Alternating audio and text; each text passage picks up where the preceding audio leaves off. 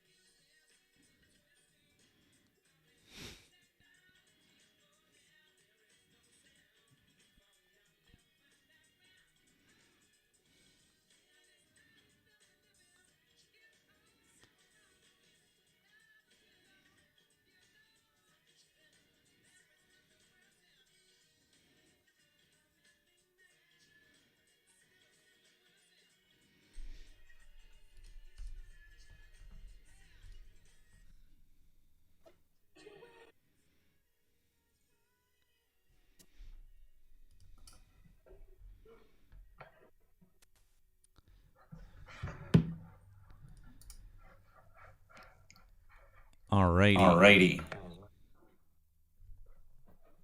How about I mute my other self and turn that down? Okay. Looks like we've got someone in the box. We've got Nemo here. We also have, for the first time, our call-in number is up and is live. While we have a guest up on TikTok, I am going to put the number on hold. But we are going to start taking guests via the call-in number. So please bear with us if there are some technical difficulties. This is the first time that we are trying this. So appreciate you guys understanding. And, yeah, thank you. There we go. Okay. We're going to see how this works. All right, let's take our first guest here.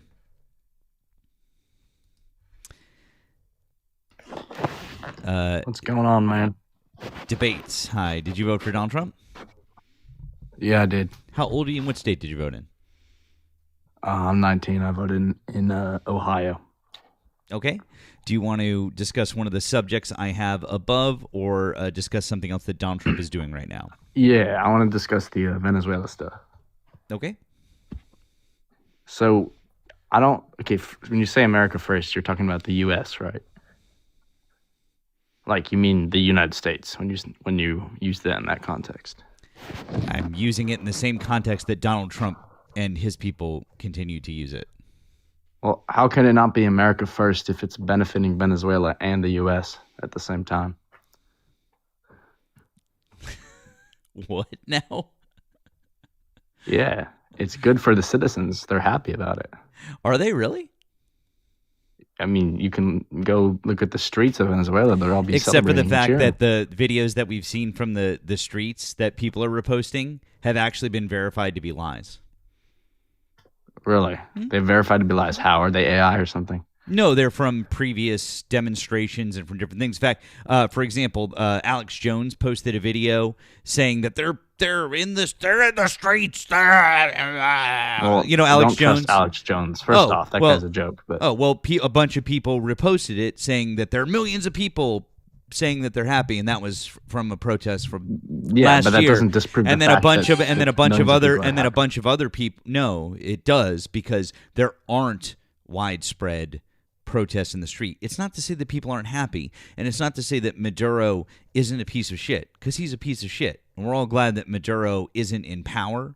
But to lie and say that they're in the streets celebrating, they're not. There's Okay, other well, videos. I'd like to hear- There's other videos of them. There's other videos of people in Panama City, Florida, celebrating that they verified as Panama City, Florida, because they can show in the background that it's a bridge because they have there. family back in Venezuela. Yeah, Or but they have a it's personal not. tie. Yeah, but it's not in Venezuela, like you just said. They're not in the streets in Venezuela. Oh, and Nemo, what do we have there, friend? I don't know. This is a debunk of the images and videos Right. that have been circulating of like people dancing and crying and all that stuff in Venezuela. You're saying it's AI?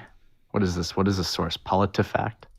PolitiFact? You've never heard of How long? PolitiFact? How long have you been doing political debates?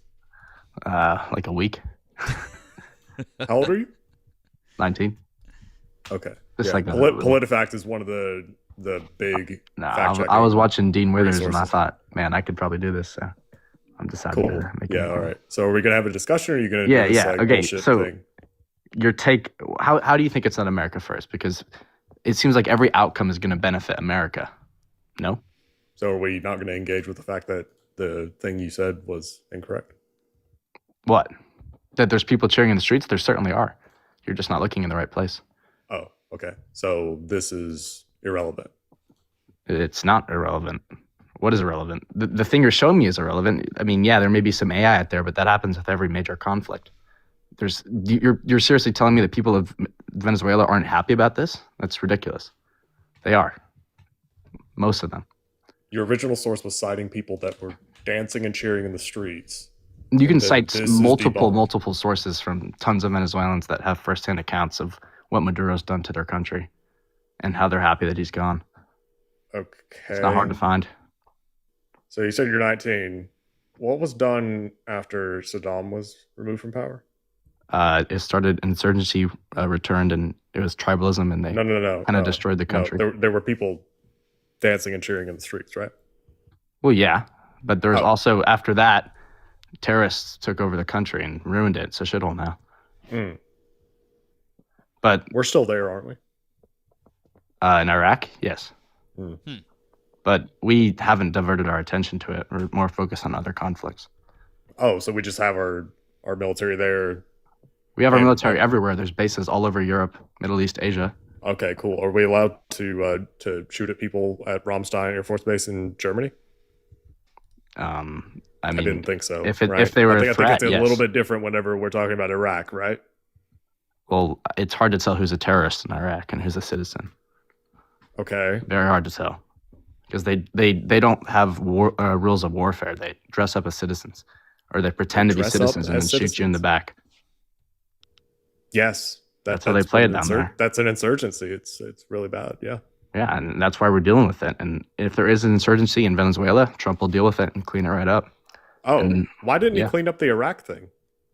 Well, I mean, it's not his main attention right now. Oh, but he was president for 4 years, and there Well, wasn't why anything didn't going on in Biden do it Venezuela then? during his first term. Hold on, there wasn't anything going on in Venezuela in his first term, and There's He been stuff with Venezuela hold for on, many years. No, hold on. There was no military activity on behalf of the United States inside the country of Venezuela during Donald Trump's first term. If you insist that Donald Trump is capable of just cleaning up any insurgency, why did he not do that with Iraq in his first term? Why did Biden not do it with Afghanistan? You're not answering my question. Because it's hard. It's hard to kill insurgencies. It's You know how hard. it is. So then It how is Donald Trump going to just clean it right up with Venezuela?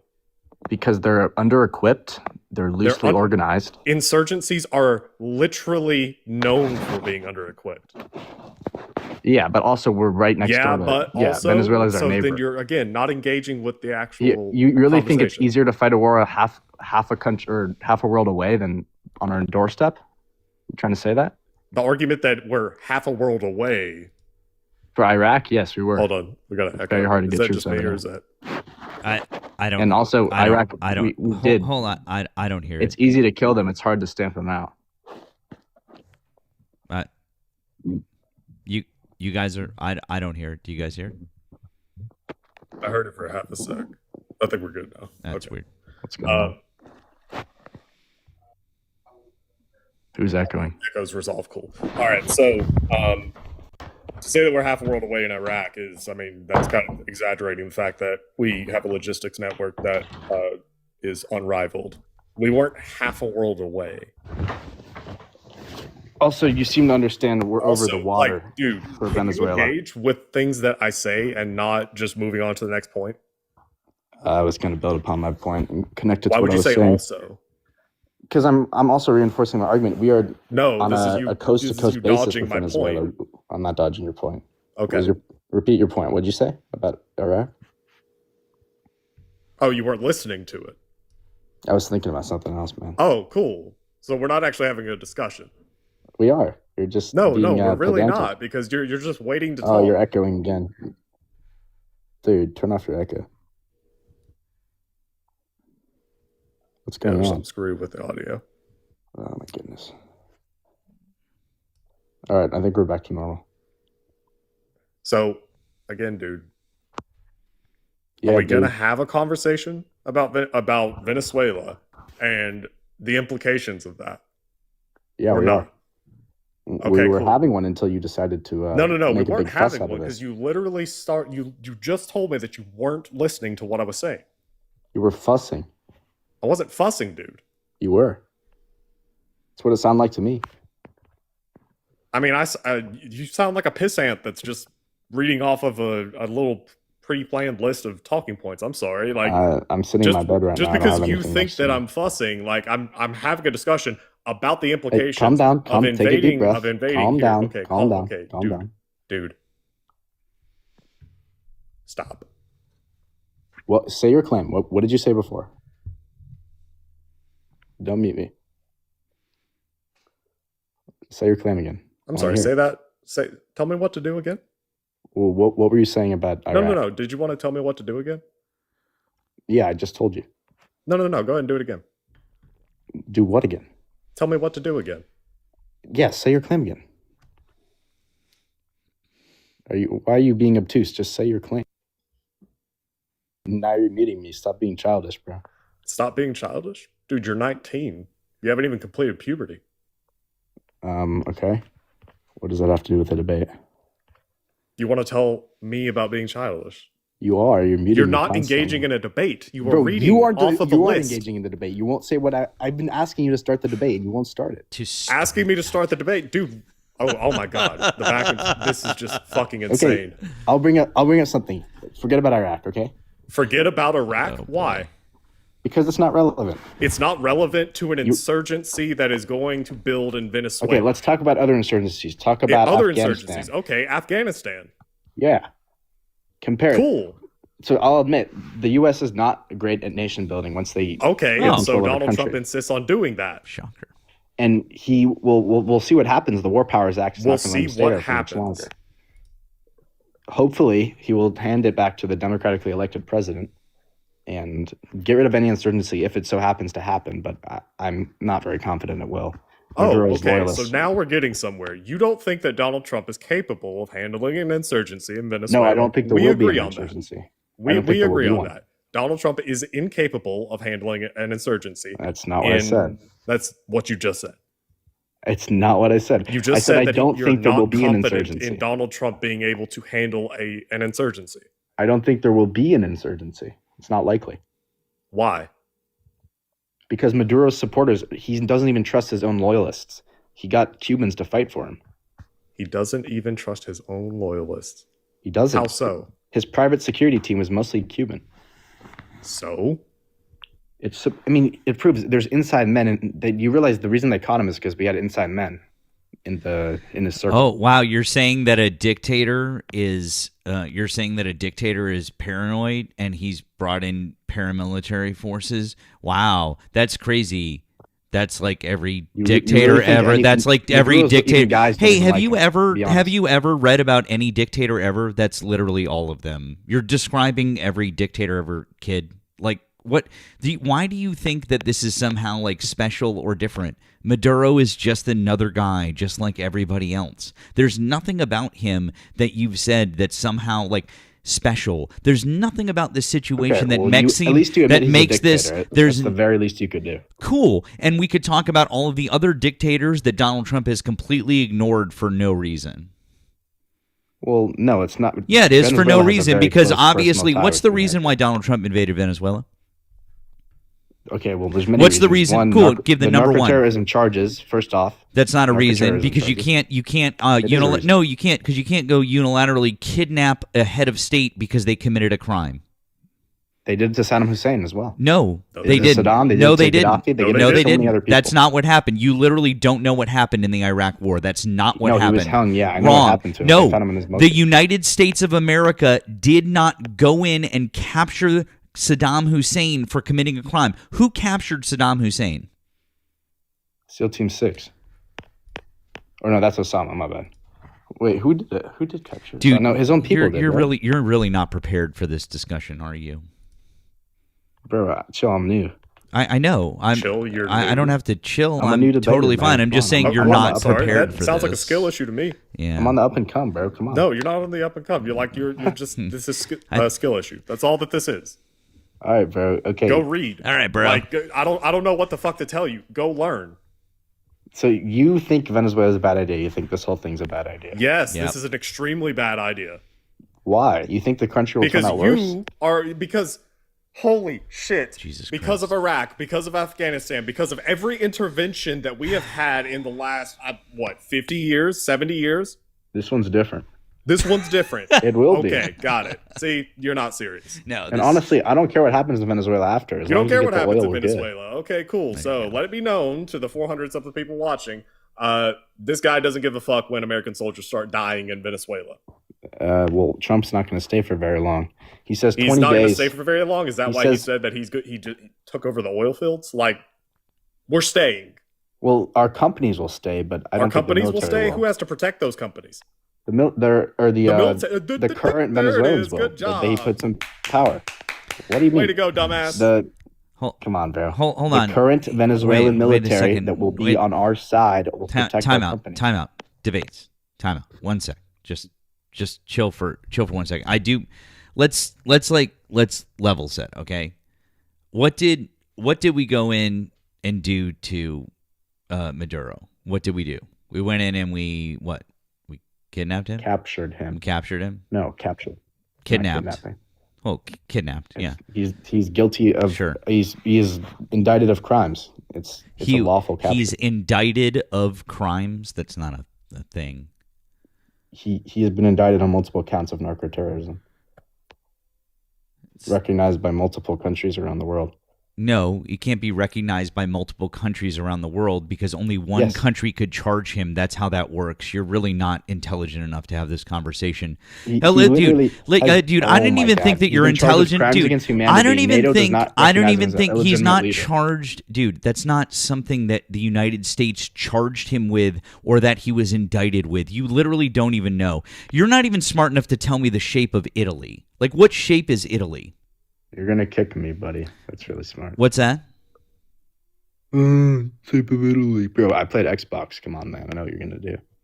I was just saying you're not even intelligent enough to know the shape of that country. You don't even understand that what you just said is not a crime that the United States indicted him on. That's not a crime in U.S. federal court.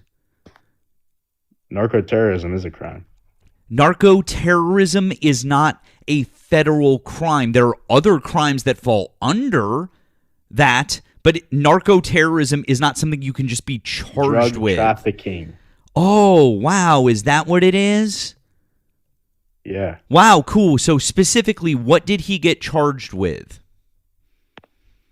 Well, one, he refused to step What down specifically 3 did... times. No, that's not something that he could get charged with in the United States, you moron. What did he get charged Drug with in trafficking. the United States? You don't even know. He wasn't charged in the U.S. Why didn't he get extradited to the United... He didn't get charged in the United States? Because what the fuck working with happened FARC. yesterday when he was brought in front of a federal judge in New York? What the fuck was that? He was didn't get working with charged. FARC. Guys, he didn't get charged in the United States, but he was brought in front of a federal judge for his charges to be read. for working Dude, with FARC, you bro, that's really might want to go and like read something, or alternatively, just never Calm down, do this bro. ever again. Don't tone police me or Nemo ever again. And yes, thank you to our friend James for paying the $20 to kick you, because you're not capable of having this conversation with us. User, hi, did you vote for Donald Trump? Absolutely. Cool. How old are you and what state did you vote in? 41, North Carolina. Do you want to talk about one of the subjects we have listed above, or something else that Donald Trump is doing right now? Well, the Venezuela, I think that's a great move for America and also Venezuela. And also it's a counter against China. A lot of the oil from Venezuela goes to China, just like the oil from Iran goes to China. And I like to bunch in what's going on in Iran, too, as a benefit of Do you know Donald why Trump. the oil in Venezuela goes to China and not to the United States? Sanctions. Right. So whose fault is it that the oil in Venezuela goes to China? Venezuela's fault. No, They need it's to get their our shit fault together. because we didn't have No, to it's do not. that. Yeah, it sure as fuck is. But we did. 'cause But we that's how didn't, geopolitics except for the works fact now. that we didn't. So you're saying that the United States put sanctions on Venezuela, right? So just to be clear, and so what Venezuela was supposed to do is just go, well, we're just gonna sit here and let every single aspect of our economy collapse, which, by the way, their economy still basically did collapse, but we're just going to not do anything and not sell any of our oil. No, they did the only thing that they could do, which is sell their oil to other countries. And that's didn't have to be supposedly China. their fault because they did the only thing that they could do when the Trump administration was like, hey, we're going to make sure that we fuck you guys over because we don't like that you're not playing ball with our oil companies. When Trump came into office, genius, Biden actually said, or excuse me, the Democrats, Obama said, you need to hold Maduro accountable. This is what happened. When Oh, Trump got really? into office. How is it Yes. how is it, just out of curiosity, so you're saying that when Obama came into office that he said that, No. When Trump came into office, the Democrats told Trump yeah, that he needed to hold Maduro's feet to the fire. fantastic. That's they couldn't stand awesome. him. That's Trump had the balls to do that's something about oh, it. really? He had the balls to do something about it, which is instead of actually trying to work with Venezuela and figure out a diplomatic solution, he just sanctioned the fuck out of them, drove them right to China, and then completely fucked up the situation. Great job, Trump administration. Actually, it's leverage against China because we're going to win the war against China, bud. I don't know if you noticed, but they're a near peer competitor. I mean, are you that dull that you don't know that it's a? Oh, really? it's about Oh, hegemony, wow. dipshit? Oh, no. Okay, cool. We're definitely crushing it against China because our infrastructure is so much better. Oh, wait a second. No, that's not right. Oh, I mean, our technology. Wait. We're funding so much more. Oh, wait. But we have universal. Wait, we don't. They have a much smaller middle class than we. No, wait. Hold on. That's not right either. But they definitely don't have more people. Wait, hold on. Wait a second. Oh, but they definitely don't have more influence now in the world than we do because we're not completely pulling away from all of our allies and fucking up all of our long-standing alliances around the world and allowing China to go into places where they weren't before. We're definitely not doing any of those things, right?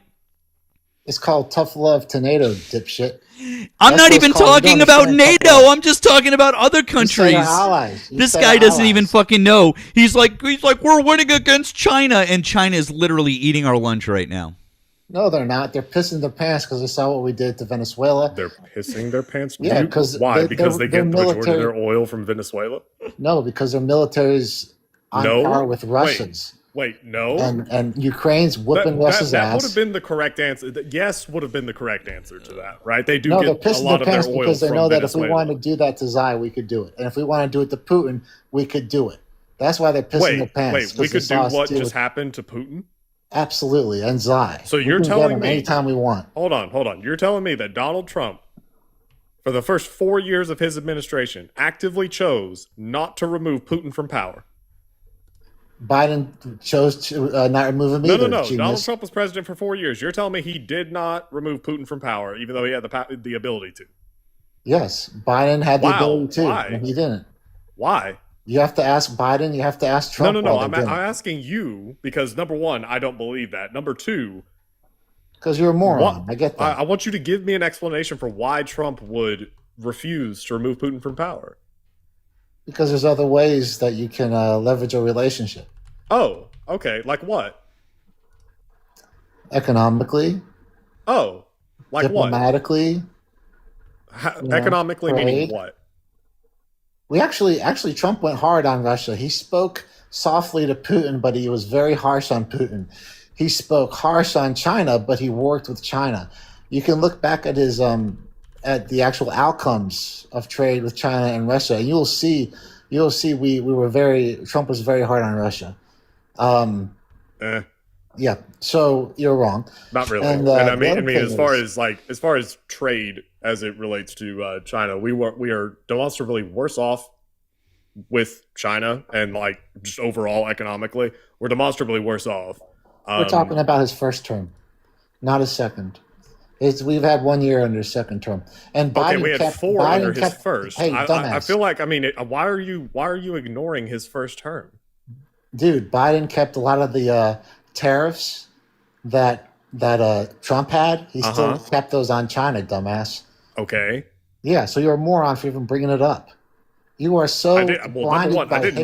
didn't mention tariffs. Yeah, I didn't even say Dude, a word. You're But so yes, you did. You're so I blinded did by not. hate and Didn't. TDS. He didn't. But that's I have what you imply. TDS. That's Okay, what you cool. So what imply. you tell me is that Both Donald of Trump you. is incapable of removing Putin from power, even though you claim that he could. He still hasn't, right? The same Putin that an hour after a phone call ended with Donald Trump launched the largest drone strike up to that point against Kyiv, against our ally, Ukraine. The same Ukraine that Donald Trump has bragged about sending weapons to on multiple occasions, because he is so very insecure when it comes to Barack Obama that he has to brag about the fact that Obama sent blankets and he sent bombs.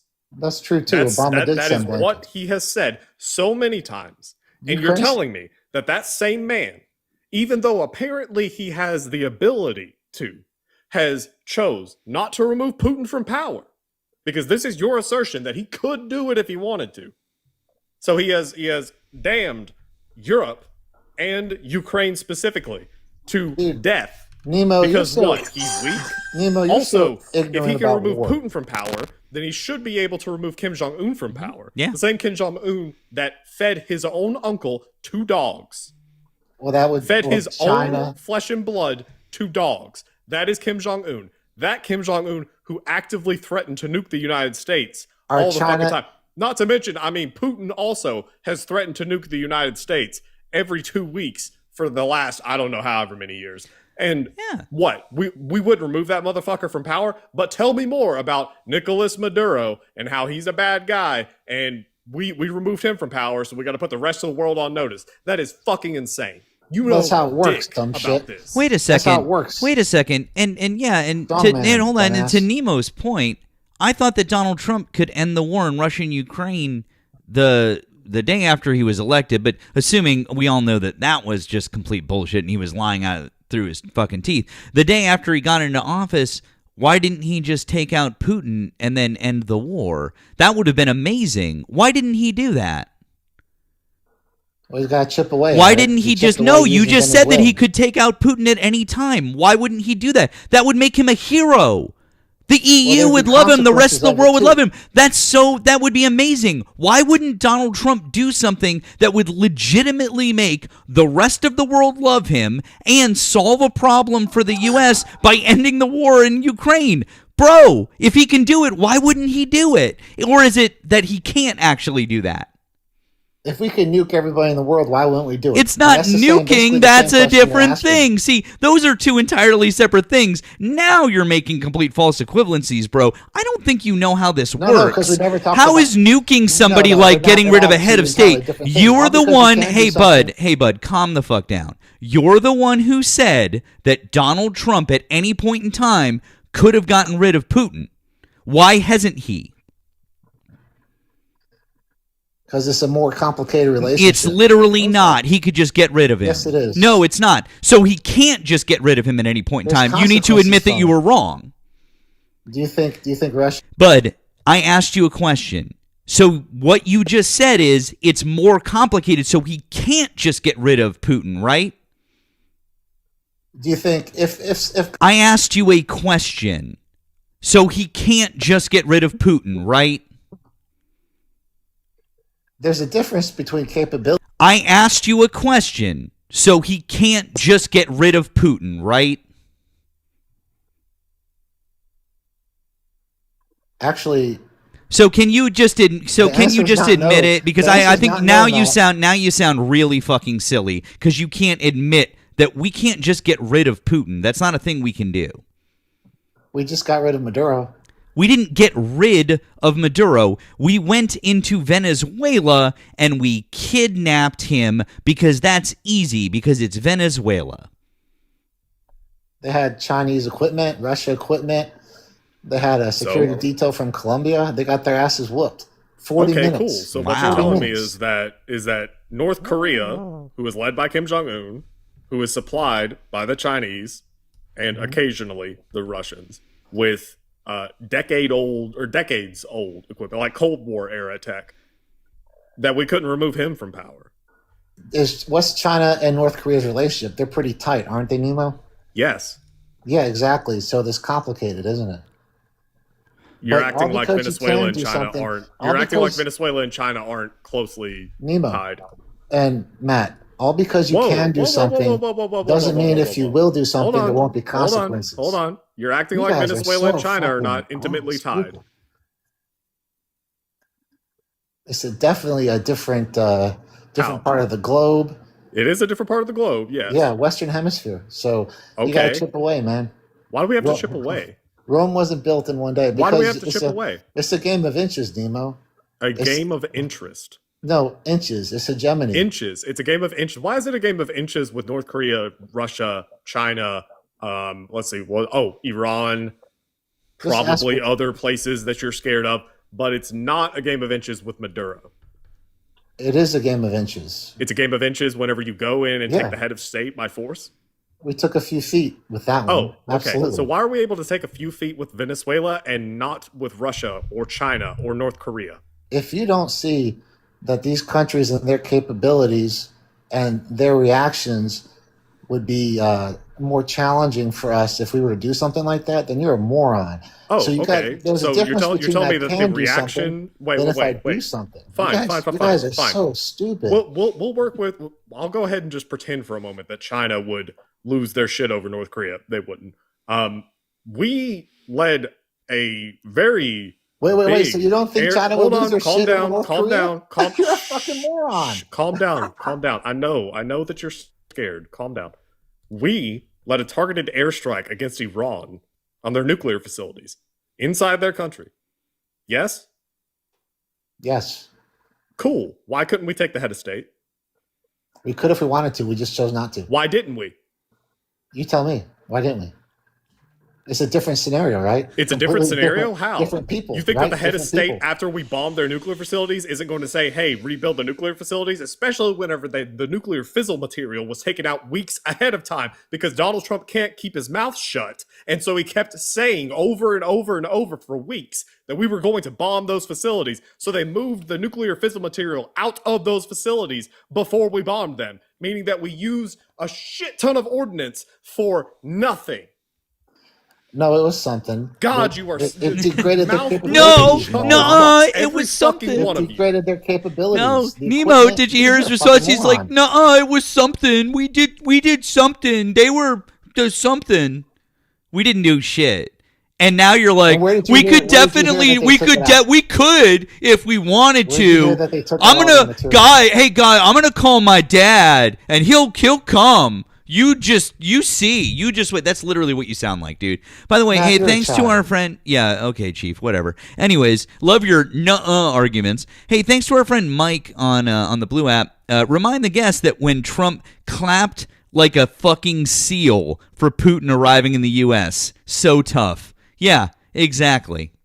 Literally laid out the red carpet for him. But you know, we could take him anytime. We definitely could. Yet the West keeps on providing equipment, training to Ukraine.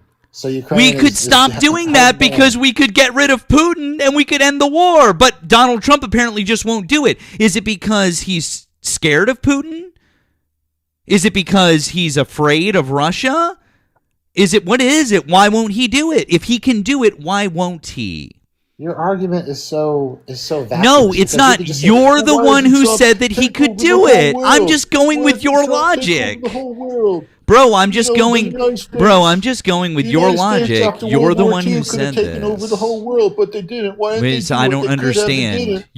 You're the one who said that at any point in time, you said that verbatim. At any point in time, we could go in and get Putin. You said that. So I'm wondering why we haven't. That's amazing to me. We could do it if we wanted to. Cool, then Again, why haven't we? Because it's probably there's different levels of risk involved. There's Oh. different levels of risk involved. Yeah, Like you what? guys, there's trade-offs. Trade-offs how? None of your business. None of your my business? What? None It's a of your secret? No, it's not. It's not. Okay, then tell me. Hey, there's This guy's Is funny. this I like this is guy's this funny. fucking amateur hour my or something? God. Oh my god. The Two fuck? in a row. I took care. No, I could definitely refute that, but it's a secret. No, it's not. It's just America's got the capability. We got the military to do it. We can do whatever we want. But your question is, well, why doesn't he? Well, here's after World War II, we could have taken over the whole world. We had that capability, but we chose not to. We're the most generous, benevolent, benign superpower to ever exist, and we didn't choose okay. global dominance. We could have done that. That's a remarkable way of looking at post World War II American history, but sure. It's true, Nemo. No, not really. Yes, No. it is. It's absolutely true. No, But like it's the so much idea that we more. could take over the world after World War II. No, the Russians got the bomb pretty quickly, so no, we couldn't. Mm-mm. We could have taken a substantial amount of it with us. if A we substantial amount of it, like what? Yes. Taiwan and the Korean Peninsula and wanted. Japan. God, no. We could have taken so much. I mean, the places that were in ruins in Western Europe. In Europe, they were ruins. Oh, really? And Is so that we why we took Gone West over there and Germany? taken so much land if we wanted to. Yeah, that was Yeah. called West Germany, dumbass. You fucking idiot! It was all Western Europe. The fighting Yes, was all my over the point place. is that we literally You don't even did. know- you We don't even know where the literally fighting did what was you're in World War II, saying. Nemo. You don't even know where the fighting took place, Nemo. I don't know where the fighting took place. No, in you what just said conflict? Western Germany. There's only in Western Germany. You moron. Oh my god! All right. This guy. Anyway, so let's get back this to- guy. This let's guy get something doesn't. This guy accomplished does. with This this guy thinks that after World War II, that we had enough manpower to occupy like half the world somehow. Like that would Yes, have been we a did. thing. Yeah, it's impossible. No, we didn't. No, we did. No, we didn't. We don't even have enough manpower, and didn't at the time, to even occupy the United States by itself. It would have been impossible. You're a moron. There's no You're wrong. possible way that we could have been an occupying force and defended America at the same time. It's literally impossible. And then we're even talking about the fact that that's assuming that no one else could have fought back against us, and they could have. You're literally saying some of the stupidest fucking things I've ever heard, dude. Like, just because you can't admit, like, some simple basic shit, which is that, no, we can't just go into any country at any time and magic away their leader. Because if we could, in certain places, we probably would. But you just won't admit it. And you've dug yourself in so deep that now you've decided that 80 years ago, we magically could have revisionist history, like, somehow could have, like, conquered the whole world. But we didn't, because we were so benevolent. That's your argument. Absolutely. Absolutely.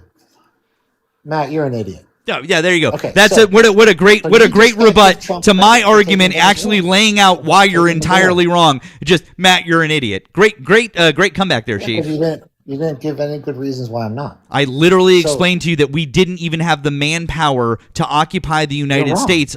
Cool, then. Yes, we did. No, we didn't. How do we not have it? Tell me how we didn't have it. Okay, I'll tell you exactly how we didn't have it. You know why? Why did we not want to go into Japan? Why did we not want to go into Japan? Why did we not want to invade Japan? Why did we not want to invade Japan? I'm not going to answer. Why did we not want to invade Japan, bud? Do you not want to explain to everybody? Why are you pivoting? We were No. talking about America. Why America couldn't defend themselves? Exactly. So why didn't we want to invade Japan? Let's get back to Venezuela. I know you don't want to talk about this because the reason we didn't want to invade Japan is because the Secretary of War was concerned that we didn't even have the manpower to effectively invade Japan by itself. So if we didn't have the manpower to effectively invade Japan, an island nation by itself, there is no fucking way that we could have occupied any portion of the rest of the world in a meaningful way to have conquered it. You fucking troglodyte. We literally know this. There was ways to do it. Just to take. Yeah, I know. You didn't want to talk about that part because we literally know we didn't have the manpower. So just admit you were wrong. It would have been hard. I'm not wrong.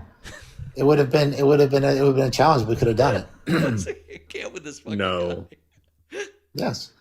So okay. So again, you guys it would have been a slaughter, dude. There's a reason. There's a reason why we bombed Hiroshima and Nagasaki. Yeah, we had A bombs. We could have kept using them. Okay. So until they bent the knee even more so. So okay. What? So why can't you guys give Trump credit for Venezuela? I swear to God, every single one of you sounds exactly the same. You're acting like this is first grade and he gets partial credit for shit. No. So you don't want Venezuela to have more human rights, better women's rights? Because that's what's going to happen. Is that what's going to happen? What rights did women not have? 90% of Venezuela is in poverty. Women what rights did women not poor. have in Venezuela? There's unrecorded crimes, unreported crimes user, in Venezuela against women. Can you tell me, user? Google it. Google women's rights in Venezuela. What rights did women not have in Venezuela? They don't have rights to the same justice system that we have here. A lot of times, the same justice system. A lot of times, their rapes and abuses they don't get reported. They don't get successfully litigated. The justice isn't upheld. You can Google interesting, this. user. So you're telling me that that's indicative of women having no rights? Dude, women don't have a lot of rights in Venezuela, dude. I don't know. You can Google this. Yeah. Okay. Cool. So you're saying that because grapes go either unreported or litigation fails with And them. abuses, Okay, physical okay. violence. Gotcha. Okay, In so America- and in that America, that at least is we can worthy of report taking out and- the head of state. There's multiple reasons. Is that a yes or no? You're such an ideologue. No. Is that a No. yes or a no? One of the positives that comes out of this is you guys are so dumb. One of the positives that comes out of this is greater women's rights in Venezuela. Higher So standard so of living. you're saying that women's rights will increase in Venezuela. Yes. And the proof that you're giving me is that prior to Maduro being removed from power, grapes went unreported or they failed in litigation. Abuse, kidnappings. They don't have the same police force and justice system we have. They don't care about these people. So you're saying that right there. So women being those injustices. It happens. That is one of the things that West. Hold on, dude. You're saying the injustices again with women in Venezuela. Yeah. What you just laid out there. That is something that should, I don't know, merit the removal of a head of state. We're talking about the outcomes of the positive outcomes of Got this. you. And I'm saying you don't give a shit about who's women. going to facilitate? You don't give a shit about Who's going to women. facilitate these positive outcomes? America's presidents, America's The businesses. United States. The United States. change. Oh, but see, that's the problem. Is that in the United States, America's influence. No. In the United States, grapes go unreported. They fail in litigation. Women get kidnapped and abused. You fucking mouth-breathing syphilitic mailbox. You fucking moron. There's a you can't compare, you can't be analytical, compare I can't two be things analytical? and quantify two things and I make can't intelligent quantify two. decisions. I It's a lot worse in just Venezuela. I just Okay. did. Okay, dumbass. Where's there more human rights? More women's rights too. Iran or America, you stupid buffoon. I mean, it Answer that depends on one. what you're saying, because like Oh in my Iran, they God. they can hold office. They can literally hold office. Like, Oh my I mean, God! You're sticking up for Iran, you dumbass. not. You are such a piece of shit. I'm you a should piece be of ashamed shit. of yourself. You're the one who just You're a advocated for disservice. removing a head of state Dude, unilaterally. you are doing a disservice to all the women in the world. I'm doing a man. disservice to women right now. You're a fucking piece of shit. You can't Okay. even admit that Iran has awful women's rights. I didn't say my that. God, yes, you did. That's what you No, implied. I didn't. You absolutely. I said it depends think, on what you're looking at. Oh my God, Nemo, you're an embarrassment, dude. You should I'm just an not. embarrassment. You should Dude, not you be have been online getting trying to dog influence since you people. opened your mouth up here. You are a fucking moron. You should not be online trying to influence people because you are that stupid. That Thanks to Tammy. Tammy says, "Oh, bye." He got a restriction. Thank you to. I was gonna keep talking to him. That was hilarious. That guy. I just want to say thank you to Tammy. Thanks, Tammy. Tammy says, "Does user know how many grapes in the U.S. go unreported and not prosecuted?" Thank you, Tammy. Absolutely, we obviously agree with that point because, yeah, duh. So, yes, we have removed that user obviously right away because that user did some things that TikTok you're not fans of, and so we did it. We removed that user. There you go. So Thank you, Jack and Piper's mom, for the green app. I appreciate that. To people saying I'm defending Iran, no, I'm not. I'm not defending Iran. I am saying that in Afghanistan and I believe also Iran, women have access to abortions, which is incredible, right? I am saying that in Venezuela, the current vice president of Venezuela, who assumed power after Maduro was removed, is a woman. So the notion that Venezuela is somehow terrible when it comes to women's rights and that the United States of all places is going to come in and civilize the savages. What the fuck? What the fuck? Get better arguments. I mean, if that's even considered an argument, I don't even know anymore. Guys, we that did hit us with a little restriction. Please help us out by tapping extra hard. We're going to reset this gift goal over here on the TikToks. If you're over on the tube and you'd like to support, you can do so via gifts and super chats over there. If you're here, please make sure that you're following both my main and my backup account. This is Nemo's main account. Make sure that you click through and then follow all of his many multiple backup accounts so that you can always be notified when he goes live. Make sure that you're part of Nemo's Discord. That link is in his bio. Also, if you'd like to offer additional support to either of us, we have links in our bios. That's how people are getting us these messages that we're reading on both the blue and the green apps. Nemo, the people are clamoring for for phone time. So, would you like to give it a try? Should we give it a try? Yeah, let's do it. All right, we are going to open up the phone lines. We're going to open up the phone lines, and we have not done this yet. I'm hoping that from a technical perspective, this is, am I Nemo's boyfriend? Maybe. You don't know. If you're inquiring, we can make arrangements. Anyways, all right, so the phone number is on. We're going to have to make sure that both Nemo and the folks here on the talk can hear everything and vice versa. So once again, the phone line is open. So if you are interested in calling in, now you can do so. Can you hear that, Nemo? Yeah. Okay, you got all right. That's good. Hi. Thanks for calling the stream. Did you vote for Donald Trump? Hi. Yes. Thanks for calling the stream. Did you vote for Donald Trump? You're very quiet. What's that?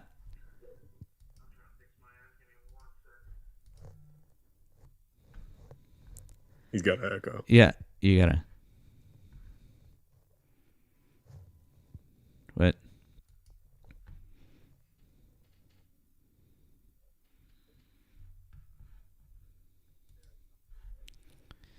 Whoa! Can you turn off your stream in the background? No, it's still. I think it's still on, bud. Are you on Bluetooth, or is there something going on? Maybe.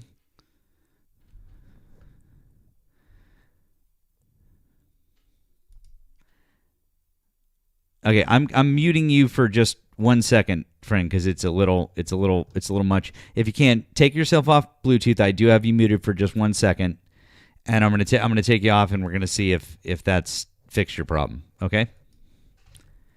All right, are you there? All right. Now we're still maybe you should try to call back. I don't know. This sounds like a pretty bad connection there, friend. Okay. Okay. Not a great start. So. I don't know if the echo is on. I don't think the echo is on my end. I don't think that echo is on my end, but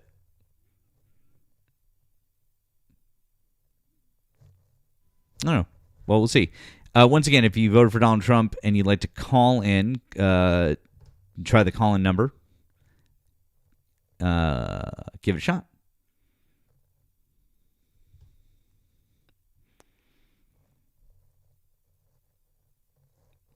Anyone else? It was just that there had multiple missed calls there. Apparently YouTube can't hear the callers. YouTube can't. You know what? I know where that is. Got it. Thank you, YouTube. I appreciate you letting me know. We can fix that problem.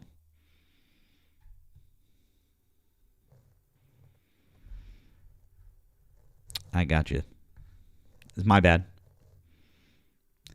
Sorry, we're still working on we're still working the bugs out. Still working the bugs out.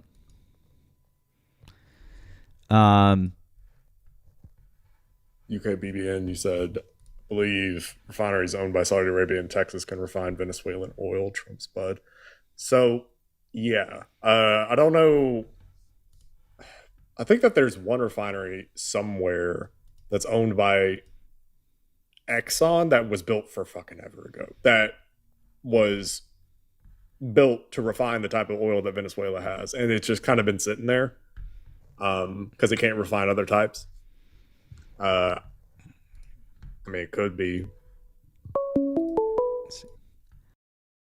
Hi, thanks for calling the stream. Did you vote for Donald Trump? Yeah, I did. Okay. How old are you and what state did you vote in? I'm 19 and I'm in Ohio. Okay. Well, caller, you can see on the screen that we've got some topics up here. Do you have something that you might like to talk about for one of those, or something else that Donald Trump is doing right now? Yeah. How do you think MAGA isn't Christian? Well, their policies aren't Christian. But Project 2026, that's really Christian. Everything about that's Christian. Do you mean Project 2025? Oh yeah. Oh. Gotcha. So you think that They're getting rid of abortions or giving it back to the states. Is that not? That's the most Christian thing you can do. Oh, really? It is. Can you show me in the gospel where Jesus said, "Thou shalt not have abortions"? It said, "Thou shalt not kill." Cool. That's not the same Bible. thing as an abortion. So It I'm glad. is the same thing as an abortion. It is. Yeah, it's really not. Can you tell me how? It is. Can you tell me how feeding less hungry people is Christian? Feeding less hungry people. It says you should have kindness and humility to the poor and the less fortunate. Exactly. So how is feeding less hungry people? How is that Christian? Feeding hungry people or feeding less hungry people? Oh, I see what you're saying. Okay. Yeah. You thinking talking about the shutdown, right? And the SNAP cuts? Yeah, I'm talking about That was that. not Trump's fault. It's not Trump's fault. That was the Democrats' fault. But wait a second. You're saying that it would be the Democrats' fault? That Donald Trump was the one who decided to cut SNAP benefits? No, the shutdown. It was forced by the Democrats because they wouldn't come to an agreement on their budget. It was forced by Democrats. Okay, aside from the fact that, no, that's not the case, and we'll ignore that, even if that was the case, it certainly is the hey, case. bud, even if that was the case, Donald Trump didn't have to, in any meaningful way, cut SNAP benefits that were already funded. Why did he do that? Because he needs to divert funding to more important things. We have multiple things going on in this country. It's a moving machine. What? And if they're temporary cuts, he can bring it back. What? Yeah. And he also has plans to expand for aid to struggling families. He's a people's president. He's the people's president? Yep. Cool. So can you tell me what bills that they've passed that actually do those things? I mean, tell me what bills limit those things.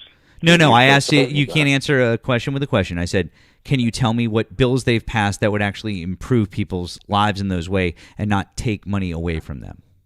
Sure. Trump signed multiple bills aimed at combating homelessness in cities. Really, which bills did he An executive sign? order. Because it's really weird, because I haven't heard about any of these bills that he's passed. Can you tell me the number of the You're bills? obviously not doing your research. Okay, great. Which bill? I don't know them off the top of my head, but you can certainly look them up if you'd like to. What do you mean? I mean, yeah, there's plenty of bills. I don't know every bill Trump passes, but I know. No, just give me one. You can just give me one. Just a single bill that he's passed that did that. Just one. Sure. He expanded the role of SNAP.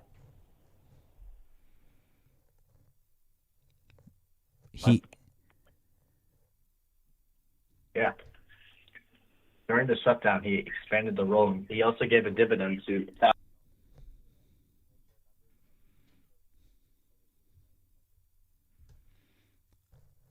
Cool. What bill was that?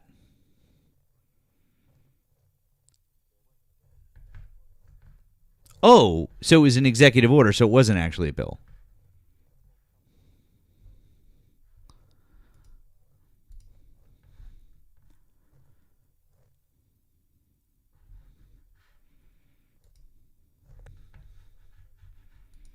His executive orders are the way that he does it. So, if executive orders, hold on, that's cool, great. So, executive orders, though, are they law? Are executive orders law? Oh, cool. So then, do they actually do anything federally? Do the states have to follow them?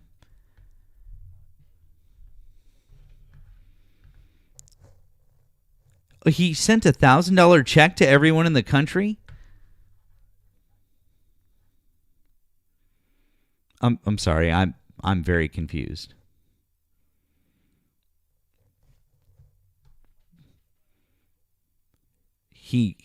That's because that's a thing that never happened.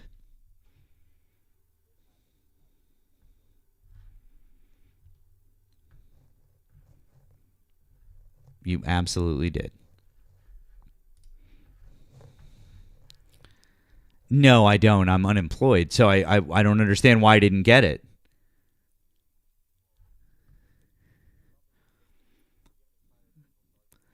Yeah, I'm a 3-time felon. Is that why?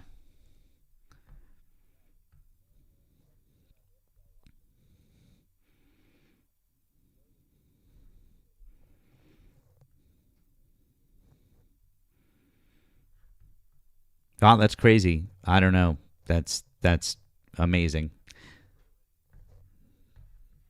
No, I've asked you multiple times for you to tell me any information about anything that you said, and you haven't been able to provide anything.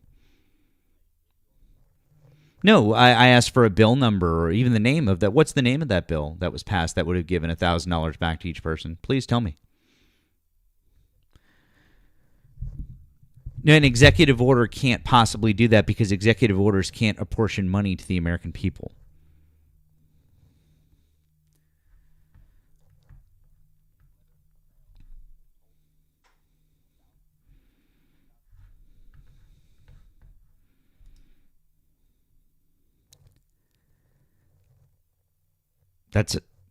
That's amazing. Can you tell me what bill that is?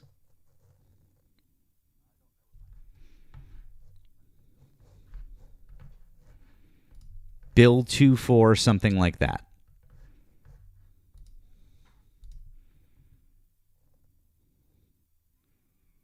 Cool. That's amazing. It's not really besides the point because we can't really.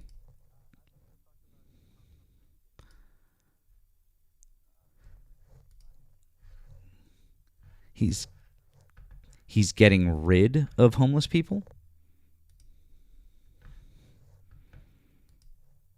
I see. Okay, I'm doing my best, guys. I was trying as hard as I could to troubleshoot while we were talking. I thank you to everybody repeatedly saying over and over that there was an echo. Thank you. Got it. I did. I was just doing my best to try and troubleshoot it while we talked. So, sorry. I don't know. There is no duplicate output. I can't tell you why you guys are getting an echo from the caller. I'm not sure. So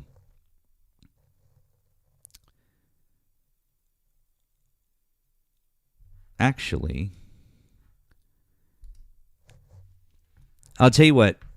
We might be able to do.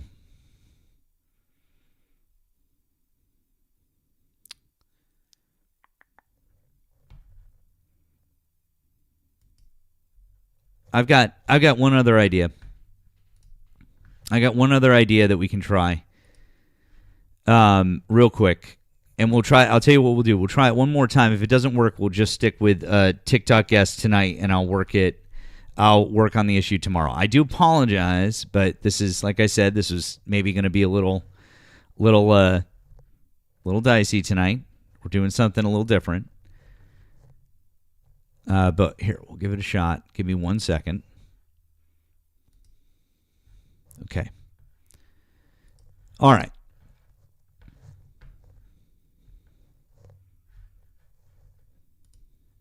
Hang on.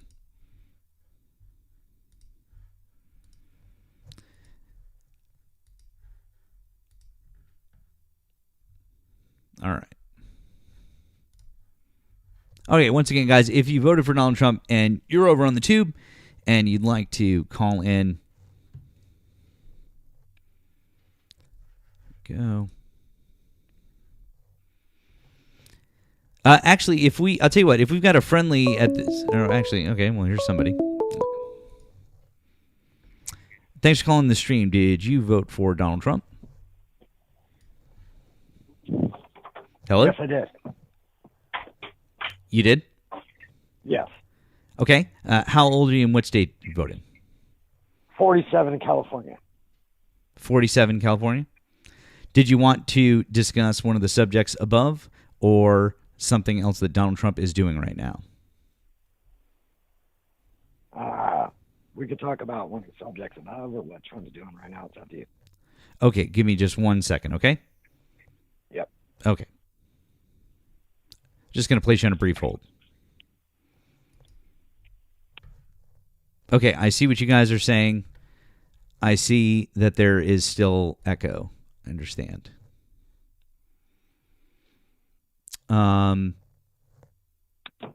Yeah, I can hear it on my end too, and I turned down the TikTok and everything. I don't even have it in the same room as me, actually. Got it. Okay. Yeah.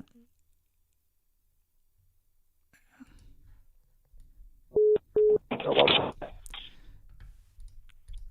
Let's see.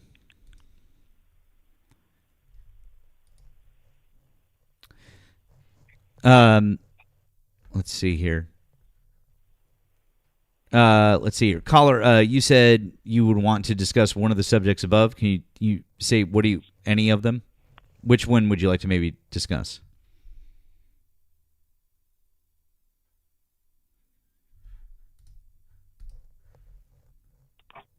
Venezuela. Venezuela? Yeah. Okay. What about Venezuela would you want to discuss? That Joe Biden upped the bounty on him from, I believe, 15 million to 25 million, and he said how horrible of a dictator he was and everything. And it was just real interesting that the bounty got up to 25 million, and then nobody went to get him, and then the bounty ended up going up to 50 million, and then that was probably for a year, and nobody went to get him. And they said that their economy. Why is Eric using? Money. I mean, you could buy Venezuela dollars right now, for like pennies on the U.S. dollar, literally pennies. Like, I believe $500, less than $500 can get you $1 million of Venezuela cash. So, Wait, who is this? And Nemo knows me. It's Eric. What?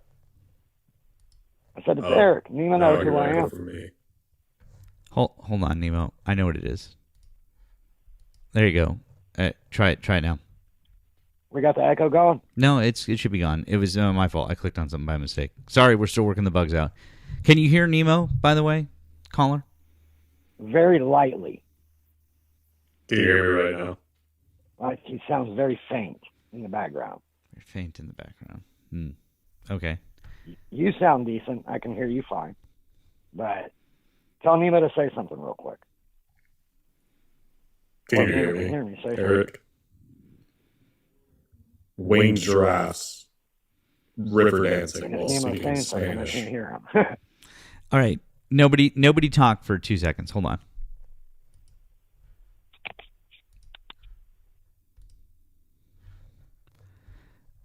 on. Okay. Nemo, say something now. Testing. Yeah, there's the echo again. That's the I echo can hear him again. now. But you can hear him? Yeah, there's like Perfect. a 1 second delay. Okay. On my end, there isn't. Is talking in Nemo? Testing. Yeah. I don't. It's weird. I don't get it, but God damn it! I mean, you're getting there. You got Nemo to be heard, and a slight lag, but you'll probably glitch that out. Like if you restart the live, maybe that'll work. Yeah. All right. But you guys, we're not getting a terrible echo from the guest, right? And it's like manageable at the moment. Yes. No. I mean, It's I not. don't hear echo on my end. I don't know about But you. people are saying no, there's no echo. Okay. Just From the guest, okay. or from Eric. Here's what I need. If you're okay with listening like this, put a 1 in the chat. If it's a major problem, put a 2 in the chat. Just help me determine where we're at, please, okay? And I apologize that we're dealing with something new. I appreciate your guys' patience, but we really want to get this up and running so that we can take guests on the tube, okay? And I appreciate your guys' patience with this. Thank you.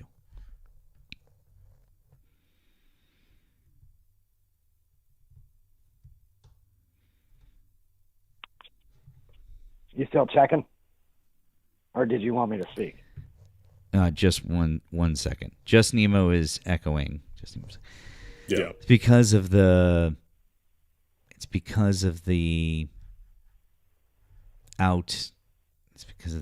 output on.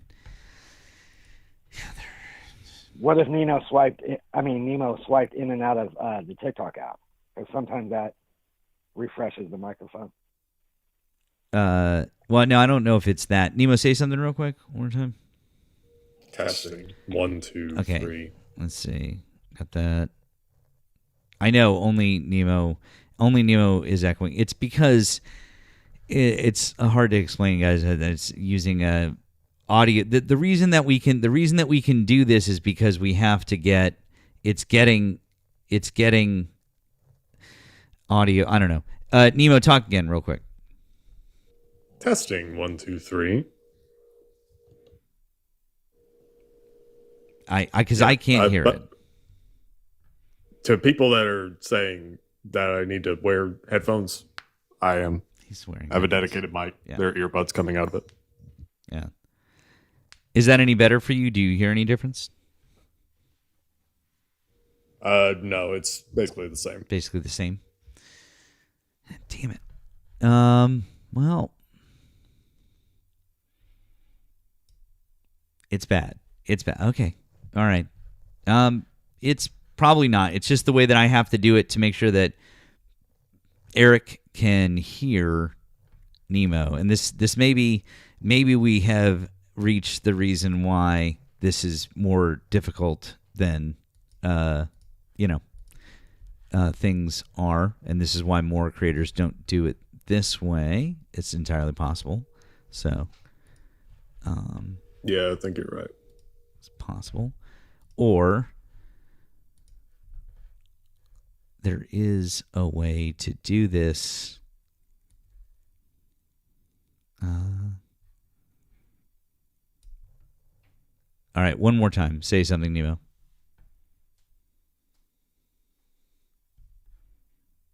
Nemo? What? Can you talk for a second? Yeah. You sound really quiet. I sound really quiet? Oh wait. Yeah, the audio is weird for you.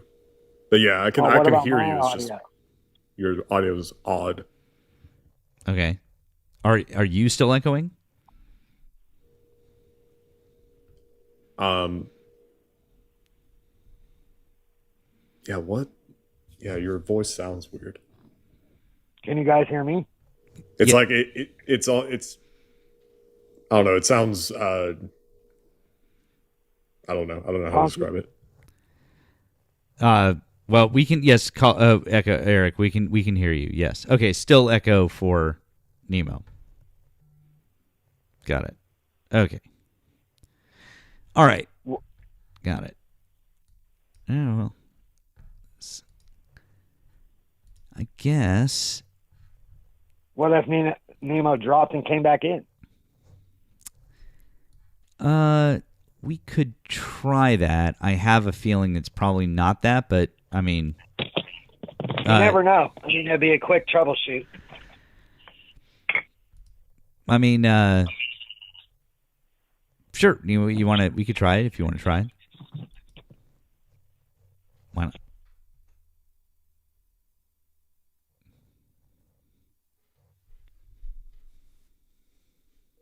Hi.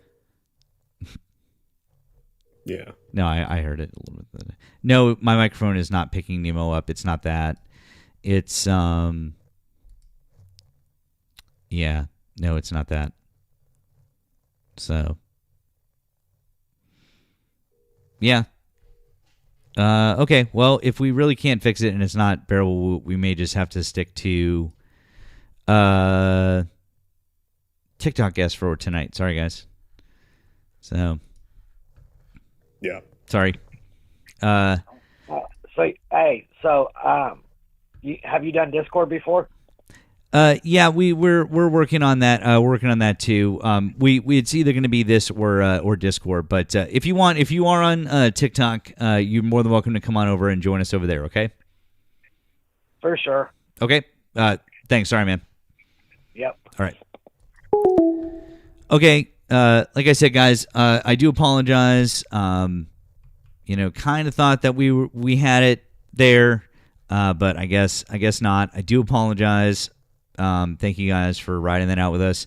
Thank you to Jack and Piper's mom over on the tube for the $1.99 super chat. Appreciate that. Thank you. I don't know if it was a good first try, but it was something. So it was something. Let's see here. It's our friend Erika. Hello. Hello, Erika. Oh, now I'm echoing. Or I can hear myself echoing.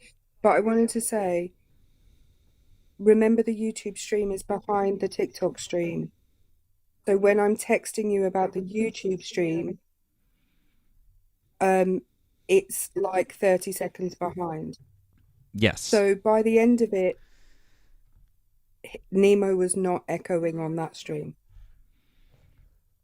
Nemo was not echoing on that stream. No, Nemo was not echoing, and you could hear Eric.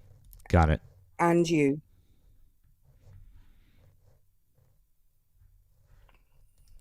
Got it. So the YouTube stream was actually okay.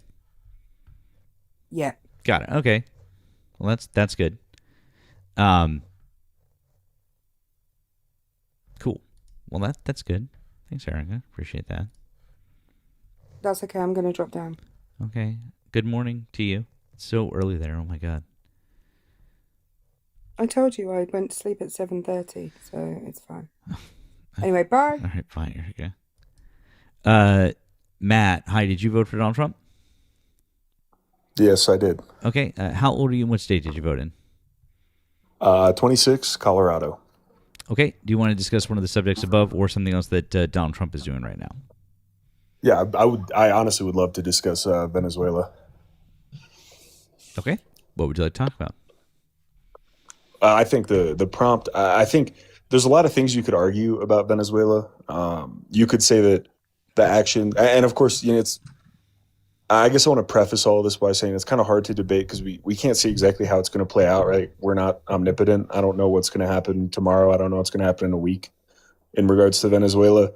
But I think the assertion that it's not America first is like on its face just completely wrong. I think that there were numerous geopolitical reasons why taking out Maduro is good for America. I think a better case for you to make would be that it's not necessarily great for the Venezuelan people, which we could debate that too. But I think on its face, it is good for America. I mean, okay. I mean, that's fine. I mean, I don't see exactly how it benefits America right now. Great. Well, I could. I give don't you a see few how it reasons. benefits America long term either. I mean, I thought that this was the president who promised us new wars. I thought this was the president who said no more forever wars. We have Pete Hegseth on Yeah. record Yeah. less than a month ago, or roughly a month ago, I should say, basically saying no more Iraq, no more Afghanistan, no more. We're only worrying about America. We're never going to do that again. And now we've literally positioned ourselves to be the caretaker of another country for years, most likely. So I think I do see what you're saying. I have, obviously I'm only 26. I was born in '99. My whole life has been regime change, wars that never work, right? Like we could list off. I mean, obviously Iraq, Afghanistan, Libya, Syria. Like it doesn't work typically. This kind of I wouldn't necessarily. I don't think you can classify it in the same kind of ballpark as the Middle East, obviously, because South America and the Middle East are not the same. And I think not only from the actual likelihood of success, but also from the impact on America. Like, I think we can both agree that everything we did in the Middle East in the past 30 years didn't have to be done, right? Like, none of that really had to be done. I think toppling Saddam Hussein didn't have to be done. We didn't have to get rid of Gaddafi. We didn't have to do any of this for America. And that's a whole different topic as to why we actually did it. I think I don't really want to get into that because I think it's totally we're talking about like Bush and former geopolitics, right? But I think when we look at Venezuela, we have to actually compare it to other regime change that happened in South America, in Latin America, right? No, I think that what we need to do is we need to look at recent history of America, and whatever the reason, it really doesn't matter. It's simply America inserting itself into a situation where it's going to be committed militarily and politically for years and years to come. It really doesn't. Again, it really doesn't matter what you can argue and say they're different situations, and we should compare it more to this other regime change or whatever you want to do, and we can talk about Noriega or this and that and the other. But like at the end of the day, this particular situation is more like Iraq or Afghanistan because we are saying we're going to run the country. That is literally saying we're going in. We're going in. And so there's no way for this to effectuate without U.S. troops on the ground. And then what's going to happen when the Venezuelan people start fighting back? So, I think that's where you're wrong because you're comparing this to Iraq and Afghanistan, where fundamentally the people in Iraq and Afghanistan never wanted America's help. They didn't in Libya. They never wanted America's help. They don't want democracy either. There's a big difference, and that's why I'm saying you really can only compare this to Panama. You could, and it's almost a direct 1-to-1 comparison. If you compare Noriega and Maduro to each other, and compare, actually, we did more in Panama than we did in Venezuela, right? Like we actually had troops on the ground they were landing planes in Panama's airports, and we were putting troops on the ground, and they were there for a long time. But what we did in Venezuela was, 3 hours? We went in, we took out their air defenses, went in with special forces and took their president and brought him back. So I think, and also I do want to clarify, Panama is cited as one of the pretty much only examples of successful regime change. I don't think you can debate that. I think that what happened in Panama was a successful regime change. And I think that there are, countless similarities between Venezuela and Panama. Namely, number one, I think regime change doesn't work if the people don't want regime change, right?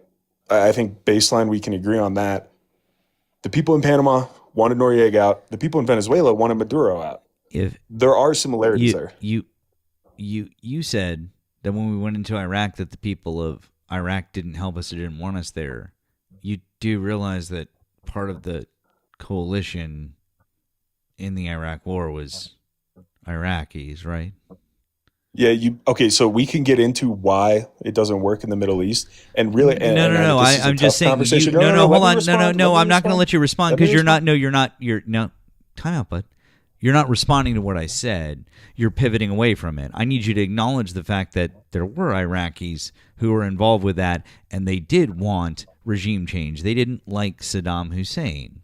You do Yes, some of understand them. that? Yes. No, Yeah. solid. As a whole solid, is what I'm talking on about. the- Do you understand so generalizations? So what we're talking about here is Are you that being I purposely understand obtuse right now? if you're. Dude, why are you getting upset? I'm just talking. Just take a You're take a chill misrepresenting pill. what I'm Hey, saying, bud, and then you hey, think bud. it's some I'm big not own. misrepresenting what you're saying. Just calm down. Yes, okay? you are. Hey, Chief, calm down. Just take a chill pill. We're just talking.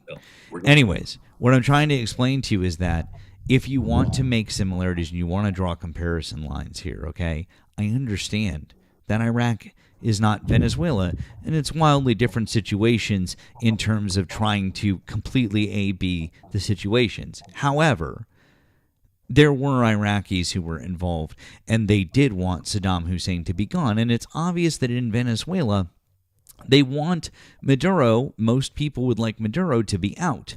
That does not mean that they want the United States to be in, and it does not mean that they want the United States to be picking their next leader or be involved in their politics. And it's very telling that the Trump administration has roundly dismissed the woman who almost certainly won the election, has a 75% approval rating in her own country, and just won the Nobel Peace Prize in democracy, that they won't put her up and make her the leader of the country and then back away. They're going to hold elections.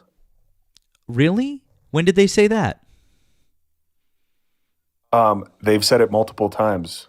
They did? I didn't hear that. When did they say it? Do I need to play do I need to pull up the news article for you? Or are you being purposely obtuse right now? No, I'm not being purposely obtuse. I literally haven't said them say that they were going to hold elections. I missed that completely. They Yeah, please. have said. Oh, great. Okay, Can you you must show? have Yeah, missed please. that. Okay, great. Can you show it to me? Great. Okay, great. I'll pull it up right now. Cool. Thanks.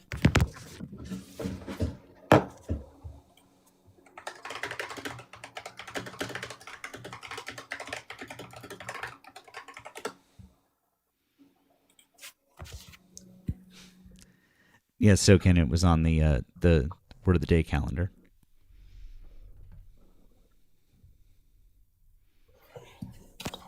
Thank you to Okay, so Amy let's see. for the blue app. Appreciate that. It's loading.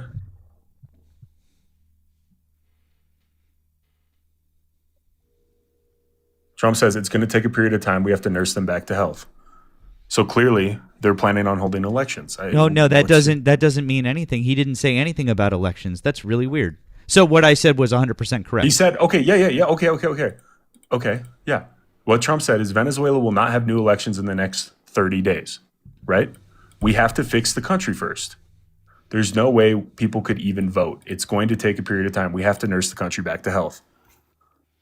So they still what said about there's that? no new. Oh, great. So they still said no new elections. They haven't announced any new elections. Got it. So it's still 100% right. Right. Because 2 days or 3 days after they haven't held an election yet, that means it's not going to happen. I didn't say that they were going to hold them. Hey Matt. Okay, they are planning. Matt, on you're holding getting elections. you're getting a little upset now that I've pointed out to you that you were lying because about what you said. You're getting a little no, I'm upset. not. Well, cool. They didn't announce that they're going to have elections, which is what I said. They didn't.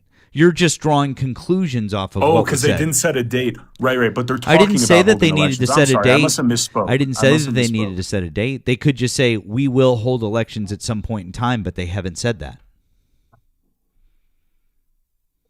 So because they don't explicit. Wait.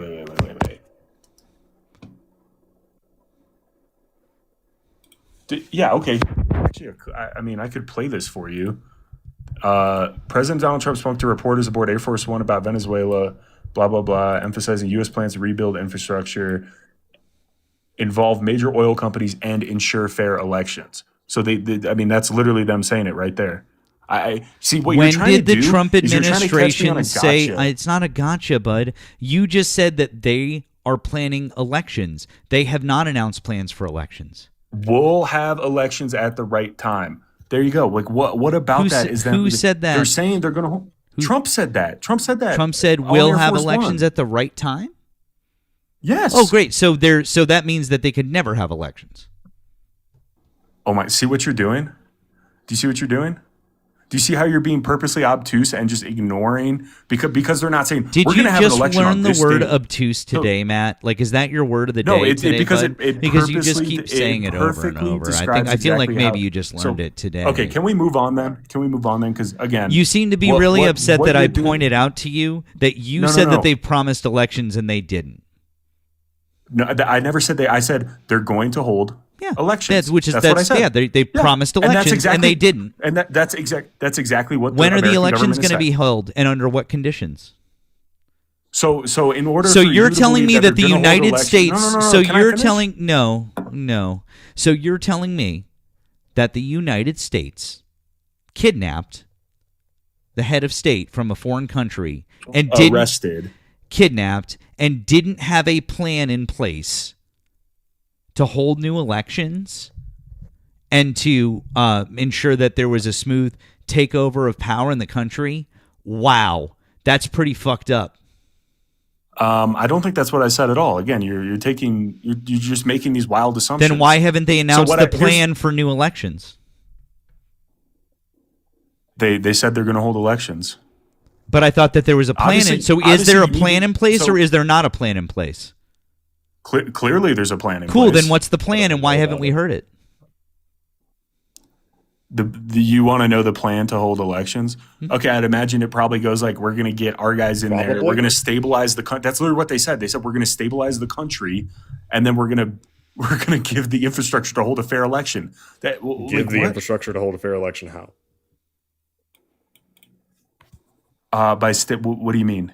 By stabilizing the country and the government in the area and stabilizing what are you talking about? You're using vague statements. That's the problem, is that when you say, well, they're planning on holding elections.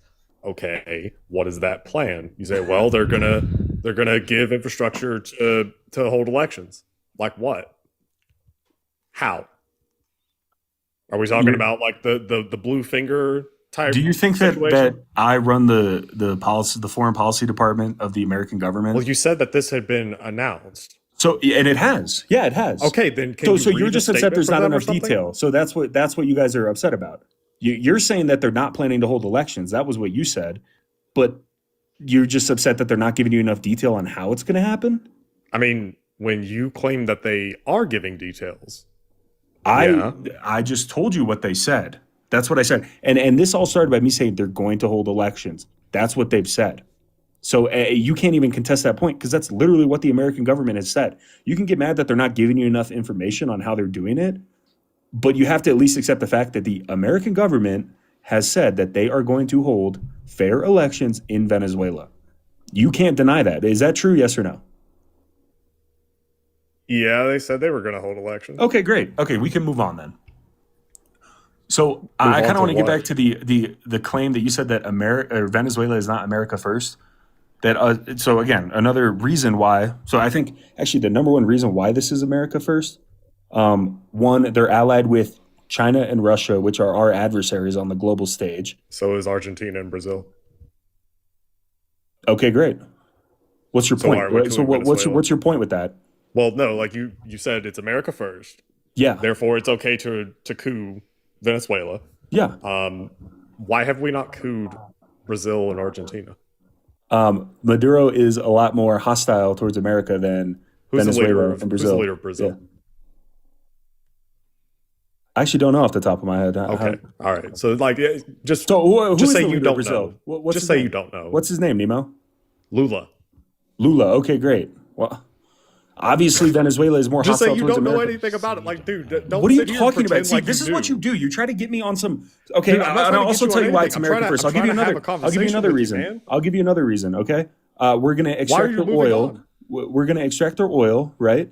We're gonna sell that oil. We are going to drop the price of oil, right? Fundamentally, that's how the economy works. If there's more oil in supply, the price will go down. And then remind me again, what's Russia's number one export? Oil.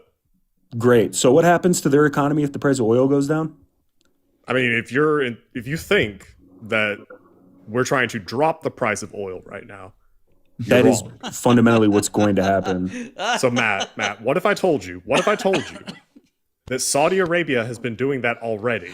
Because there's this thing called OPEC. OPEC? I know what is OPEC is. Yeah, thank you. It's a conglomeration of. Yeah, you don't have to different patronize countries. me, buddy. Okay.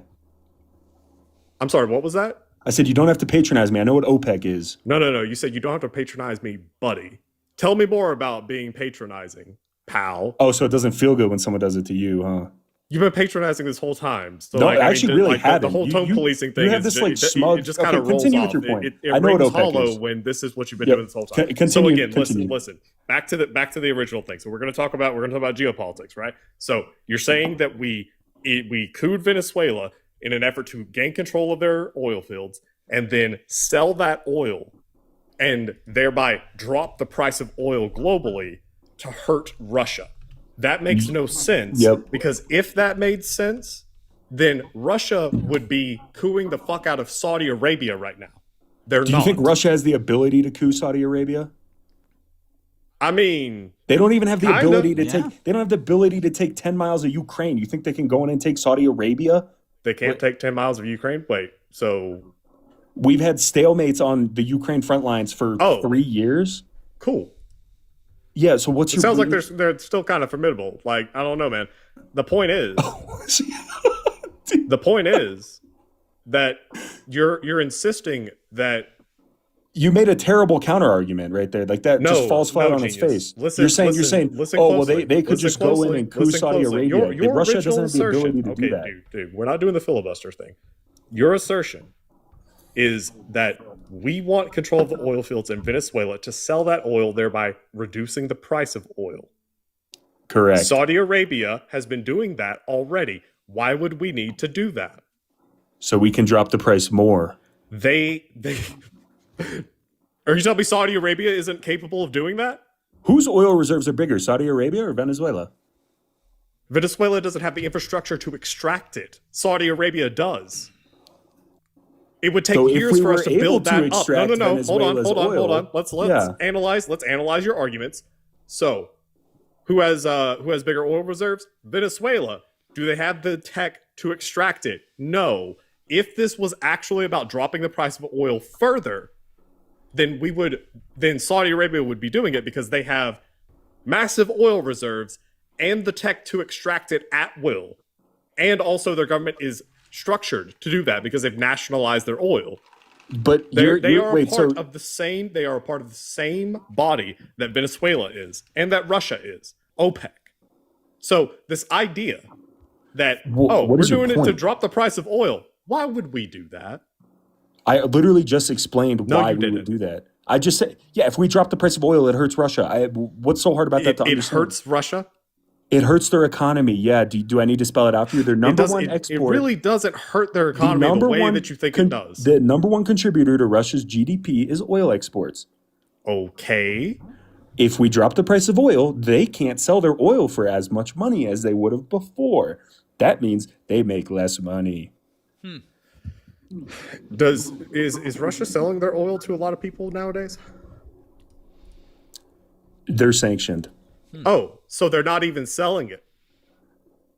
Their number one export is still oil. What's your point? Illegal exports to India and China.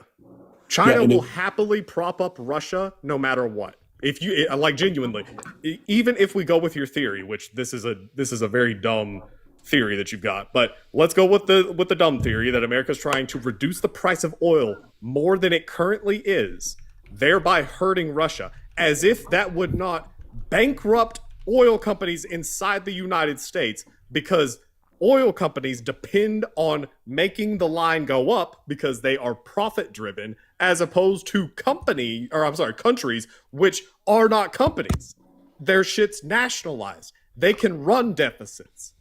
But yes, tell me how Exxon and Chevron and BP and Shell and all the fucking oil companies that are here, how they would love for oil prices to reduce further. The same industry that you are talking about.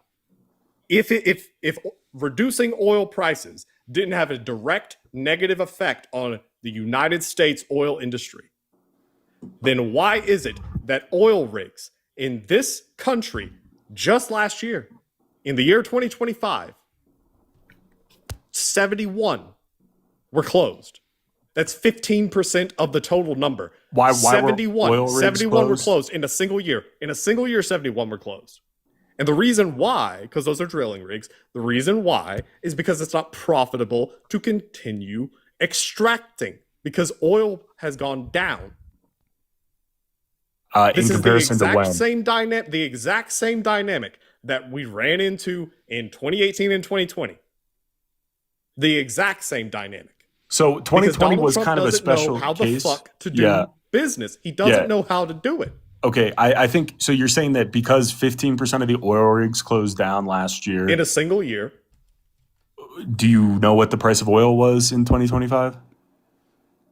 At what point in 2025? I mean, 2025 was a year long. It depends on what point. So we can It's see been steadily going down. in January of 2025, oil futures were $77 a barrel. Let's see, and then let's go to the end of 2025. We were at like $57 a barrel.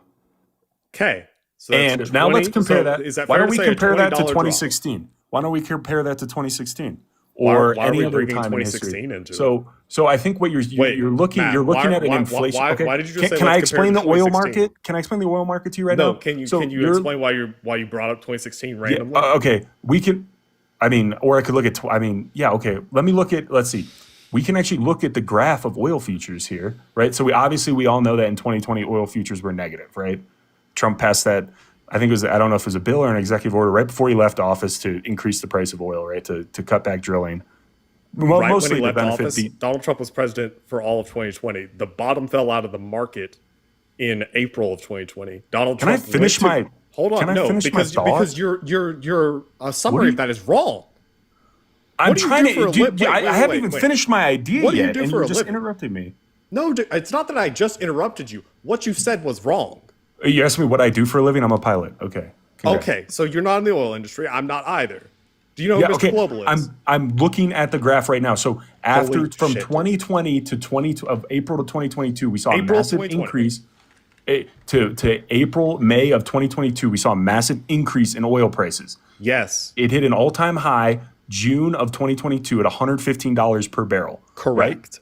And now we're seeing it steadily fall as the market readjusts, right? And now we're at $57. If we go back and actually look back in time and we go and look at, say, I don't know, 2015 all the way through, early, like the end of 2019, the price of oil was lowest at $30 a barrel, highest at $68 a barrel. So you're acting like right now we're in this massive oil slump where it's just catastrophically low and that all these oil rigs are shutting down because the oil industry is no longer profitable.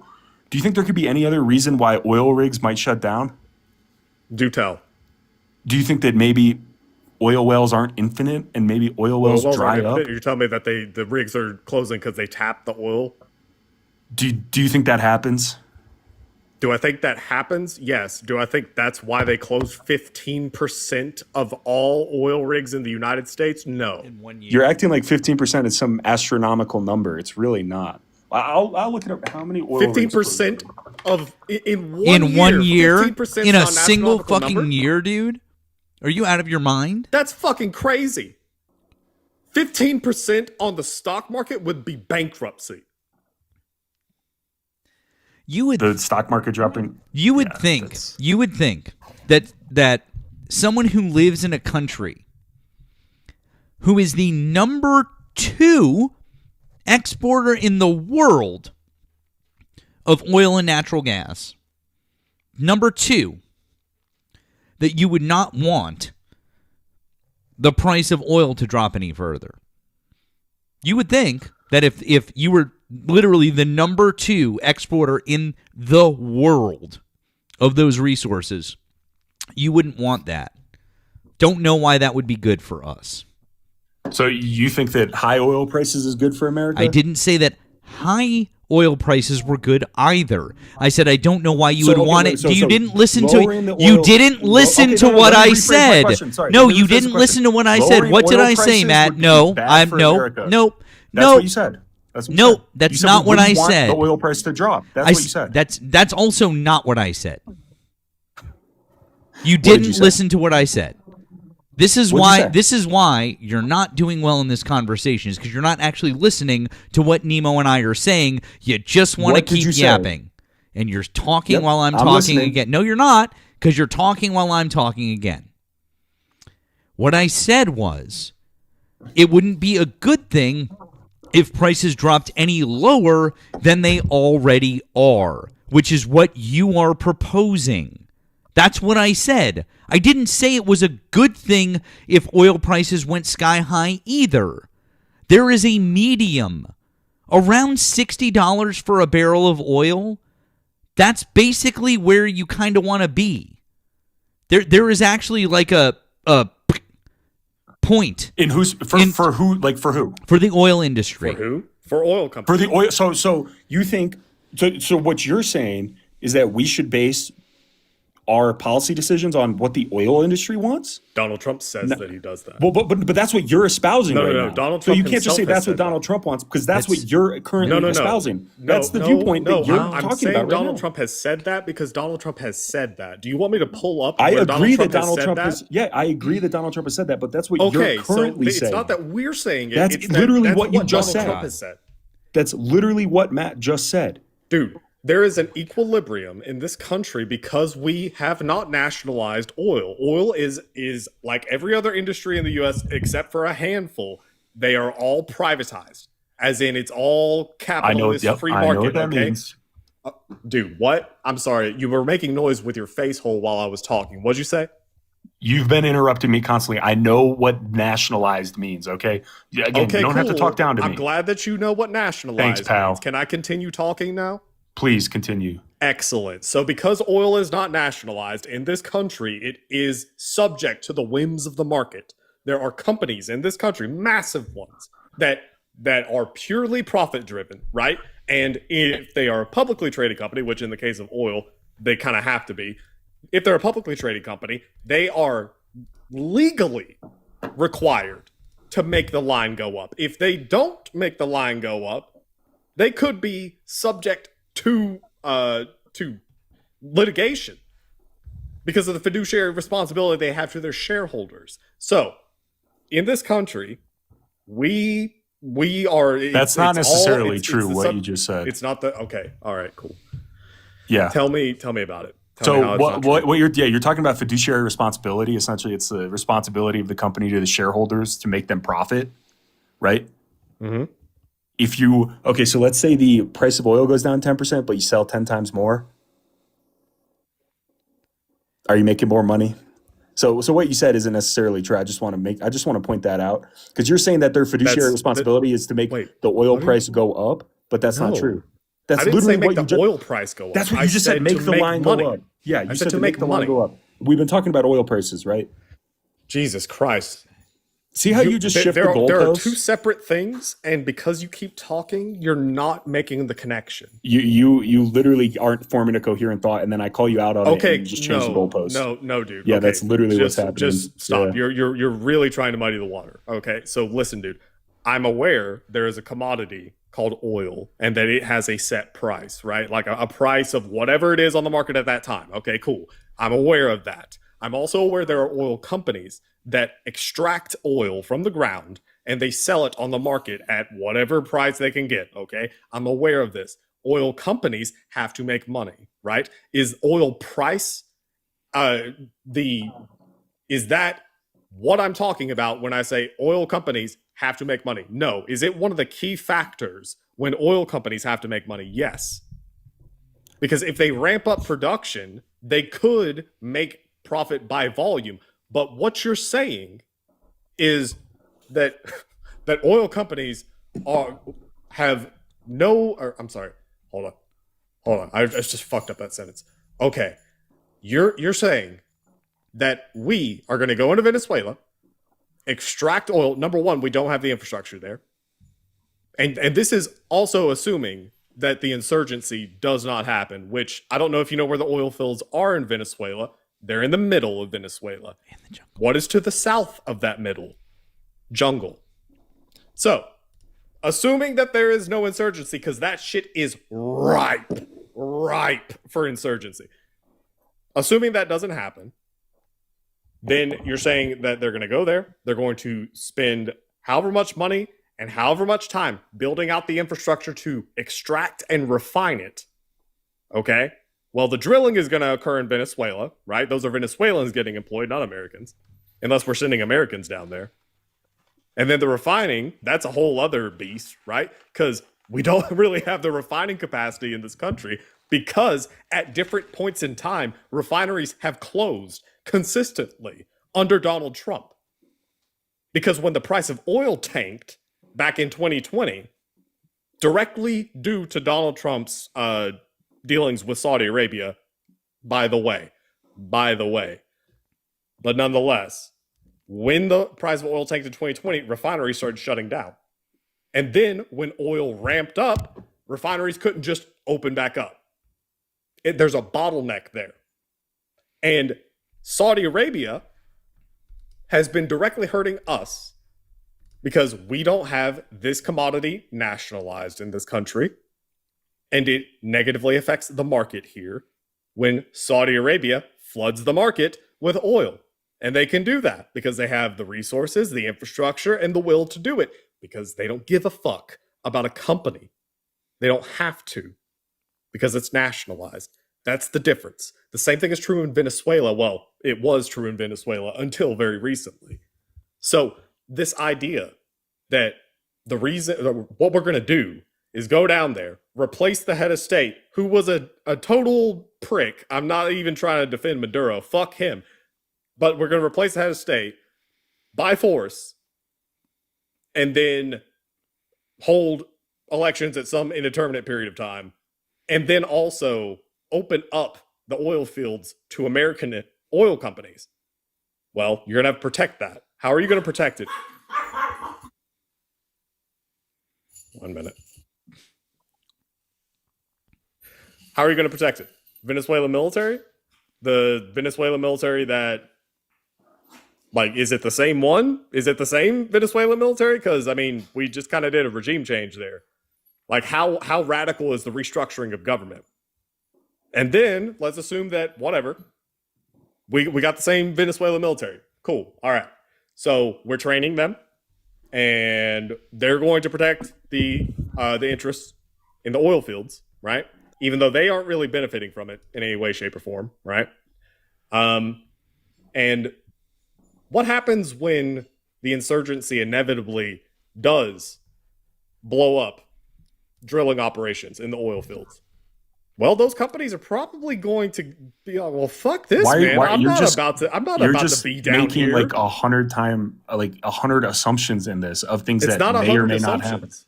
So you're 100% convinced there's going to be an insurgency in Venezuela. You're 100% convinced that we're not going to be able to get the oil out in a timely manner. So Define you're just timely manner. You're just like a few years. A few years is a timely manner. Holy shit. Did you think it was going to happen tomorrow? Donald Trump promised it would be like in days. Donald Trump operates on this shit. No, he didn't. He said he would end the Ukraine war in 24 hours. Oh, so now we're pivoting because you can't back up your claim. That's literally how he does it. He promises this shit will happen. Where did he overnight. promise that we were going to get Venezuela's oil out of the ground in the next 2 days? So when did he? What you're telling me is that this is America first because we are going to replace the head of state, open up the oil fields to American companies, who are then going to go down there, extract the oil, and assuming that nothing bad happens, cause the price of oil on the global stage to fall even further. You think Saudi Arabia is going to restrict now? Doubt it. Sincerely doubt it. Why that would they? Be good for the average American, which is what America First is all about. It would be good for the average American because guess how many Americans are employed by the fucking oil industry? The only way that it's quote unquote good for the average American is because the price of gas is going to reduce.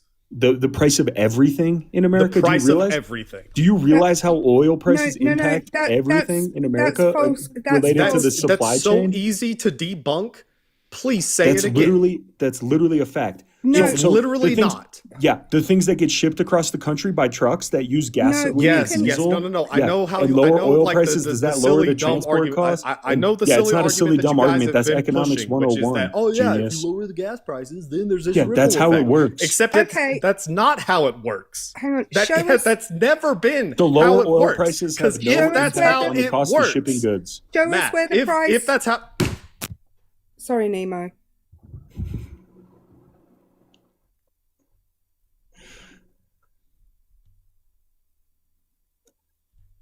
Yeah, lower oil prices lower the price of goods that require transport. That's like economics 101. You would have learned that if you took an economics class. Then oil is at an all-time low, yes? Well, not all-time low. It's been steadily reducing, yes? It's back to where it was in like 2016. Okay, why are we Just not at above 2016 prices for other commodities? Do you not realize the false equivalency you just made? A false equivalence. Do you think there's other impacts on prices of goods other than oil? So what you're telling me is that the reduction of price for oil doesn't did I actually ever matter claim to that the that was price the of only everything factor? else. See how you're strawmanning? No, me right I'm now? not strawmanning. I'm using literally your are. argument. No, you are strawmanning my argument. I'm using your argument. You are strawmanning my argument because you lost the point. You just told me. Did you not just tell me that when it comes to the average American, to the price of everything, that if gas goes down in price, that has a direct effect on the price of everything else? That was your argument, not 2 goddamn that's exactly minutes what ago. I said. And then I say, okay, cool. If oil has been reducing and gas prices are low, because you chuckle fucks bring that up every single time one of you comes up here. If that's true, why the fuck is it that so many other things, pretty much everything, is more expensive right now? So calm down. Did I ever say that oil price was the only factor? Did I ever say that oil prices were the only factor? I never said that. See, this is why you're strawmanning me. Because you're saying that I said that oil prices is the only factor. I never said that. I never said that. You said that the price of oil falling through the floor is good for the average American because the price of gas affects the price of everything else. Everything that requires transport, so like groceries, stuff like that. Yeah. Great, except that groceries are more expensive right now. Again, so you're conflating that. I'm not conflating. Yes, you gas are. Can I prices finish are my lower point? right Can I finish now? my point? So what I said was when gas prices go down, the cost of transport goes down, which means the cost of the goods goes down. I'm not saying that that's the only true. Are there other factors that cause the cost of goods to raise? Yes. That's the whole fucking point. I never disagreed with you on that. Okay, so then don't tell me it's good for the average American because it fundamentally irrelevant. is. What you're telling me is that it has an irrelevant effect on it. It doesn't have an irrelevant effect on it. Yes, it does. Okay, is it relevant or not? Why don't I'll literally Google it right now. Let's see. Does oil prices dropping lower the cost of goods? Yes, lower oil prices generally lower the cost of goods by reducing transportation, manufacturing, and agricultural expenses, giving consumers more spending money and acting like a tax cut. Okay. That was my point, and you were trying to argue that. And what you were doing was strawmanning me by saying, well, the oil prices are the same prices they are in 2016. Why aren't the prices of everything else the same? That was a single rebuttal. It was a terrible rebuttal because you weren't actually addressing my point. You weren't addressing my point. I'm engaging your overall point. How are you this fucking stupid? I'm engaging your overall point. You're not engaging my point. What you're doing is strawmanning me. Your point is that we should reduce the price of oil. Your counter was that, well, oil prices are the same now as they were 10 years ago. Why isn't everything cost the same? Do you not see how that's a terrible counterpoint? You brought up 2016. I rebutted that. We were comparing oil prices. Argument. I'm engaging with your broader argument. Do you know what inflation is, Nemo? Holy shit, dude. Do you know what inflation is? It's so hard. It's so hard to have this discussion with you because you keep fucking talking. Because you keep trying to strawman me. I'm not strawmanning you. You literally just strawman me. You I'm not misrepresented my point strawmanning you. To make it easier the argument you are giving me is made of straw. I'm sorry. Repeat your argument. Let's hear it. It's not my argument. Your argument. Your counterpoint to my argument. Let's hear it. The counter is that if oil is so that if we reduce the price of oil, that's going to help the average American because it's going to make things cheaper. Is that a fair summary of your statement? That is the economic fact. Yes, any economist would agree with me. Economic fact. Okay, Yep. so that's a yes. Yes. Oil prices Wonderful. going down Okay, so we decreases should- prices of other goods. Yep. Okay, exactly. got it. It's going to affect the prices of other goods, make things really, really cheap. Okay, cool. That's not. See, again, you're strawmanning me. That's not what I said. I said it lowers the prices of other goods, and then you're saying Lowers the it'll prices of other drastically goods. decrease them. Yeah, that's not what I said. See, so repeat my statement back.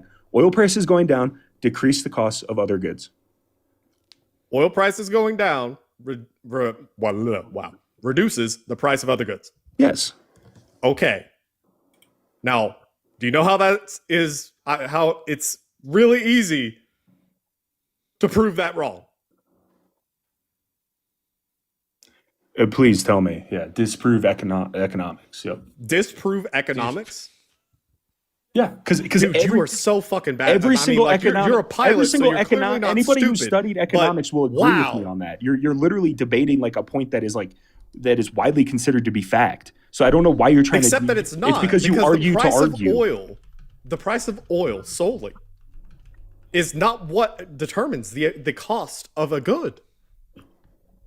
Like you literally You're still doing the same fallacy. I'm saying same fallacy. How? So okay. First off, it's not a fallacy. Okay, let me break this down. Okay, so if I want to get, say, I'm a I don't know, I run a grocery store in Florida and I want to get almonds from California and I have to ship them in a truck from California to Florida, right? And say oil is $100 a barrel and it costs me, I don't know, 10 times more to ship those, right? Will that price be relayed into the price of the almonds in my grocery store in Florida? Sure, except for the fact depends. that no, it doesn't depend. No, The it answer is does. yes, it will. No, it Right. does. No, it does depend because here's the problem, right? You are thinking on the most I basic. can't even finish my point. You finish your point. Did you not just ask a fucking question? That was half of my point. Yeah. That's half your point? That's not how conversations work, you dipshit. Go ahead. Jesus Christ. Yeah. dude. Okay. So now, if say the price of oil is, instead of $100 a barrel, it's $50 a barrel, and it costs me half as much to ship those almonds from California to Florida. Yep. Will the price of those almonds go down? Not necessarily, and here's why. You're looking at it from a very, very, very, very basic perception point. You're looking at it like a 14-year-old who's learning about economics, right? You're like, well, it's cheaper, so the almonds are gonna be cheaper. So this is So what what every single economist says. you're literally So you're now debating- you're not debating. you're looking at it from a super basic standpoint. You want a simple answer, and the simple answer is no. Because when a good becomes cheaper, when goods become cheaper, the demand goes up for those goods. So for example, almonds, well, we can get them cheaper because transportation costs are down. We're going to order higher quantities of almonds all at once. That means the price might actually increase for certain goods because people buy more of them in higher quantities. Saying that oil prices going down simply means that goods are going to reduce in price is reductive, and it's the kind of shit that 13 and 14-year-olds learn. When you take actual economics classes, you learn about the effects of those things. Yes, lower oil prices can mean lower prices for a number of different goods, but it can also raise prices on a number of different goods for that exact reason that I just pointed out to you. You want a simple answer for something that's not simple. Okay, so can I give you a source to actually back my claim? It's not. So It's this not. is This an isn't article- a. this is an This article isn't some from May of this statistic. year This by isn't some statistic, NPR. bud. Okay, This can I- is. can I- Oh my can I give you God! the This example? isn't some Can I give you the statistic that example? we're arguing over. It's Because simple you're literally arguing economics. basic economics. Yes, Yeah, and exactly. you That's what don't you're arguing understand. against. You Yeah. don't. Okay. Okay. All right, dude. You Okay, just can don't say, I understand don't. basic economics. What about an actual economic study group, right? So this is an article from NPR, 2025, May 6th, right? Lower oil prices mean lower prices at the pump. Gasoline prices usually go up in the spring, but when they went down in April and could fall further, that means more money in the pockets of American drivers. Yes. Lower fuel prices also lower the price of goods in general because it makes shipping cheaper. Pantheon Macroeconomics estimates that recent drops in oil prices will bring headline consumer prices down by about 3% relative to where they would be otherwise. Sure. I didn't say that it wouldn't lower prices, but you want a blanket statement that it always does across the board, and I am literally trying to point out to you that that's not how it works.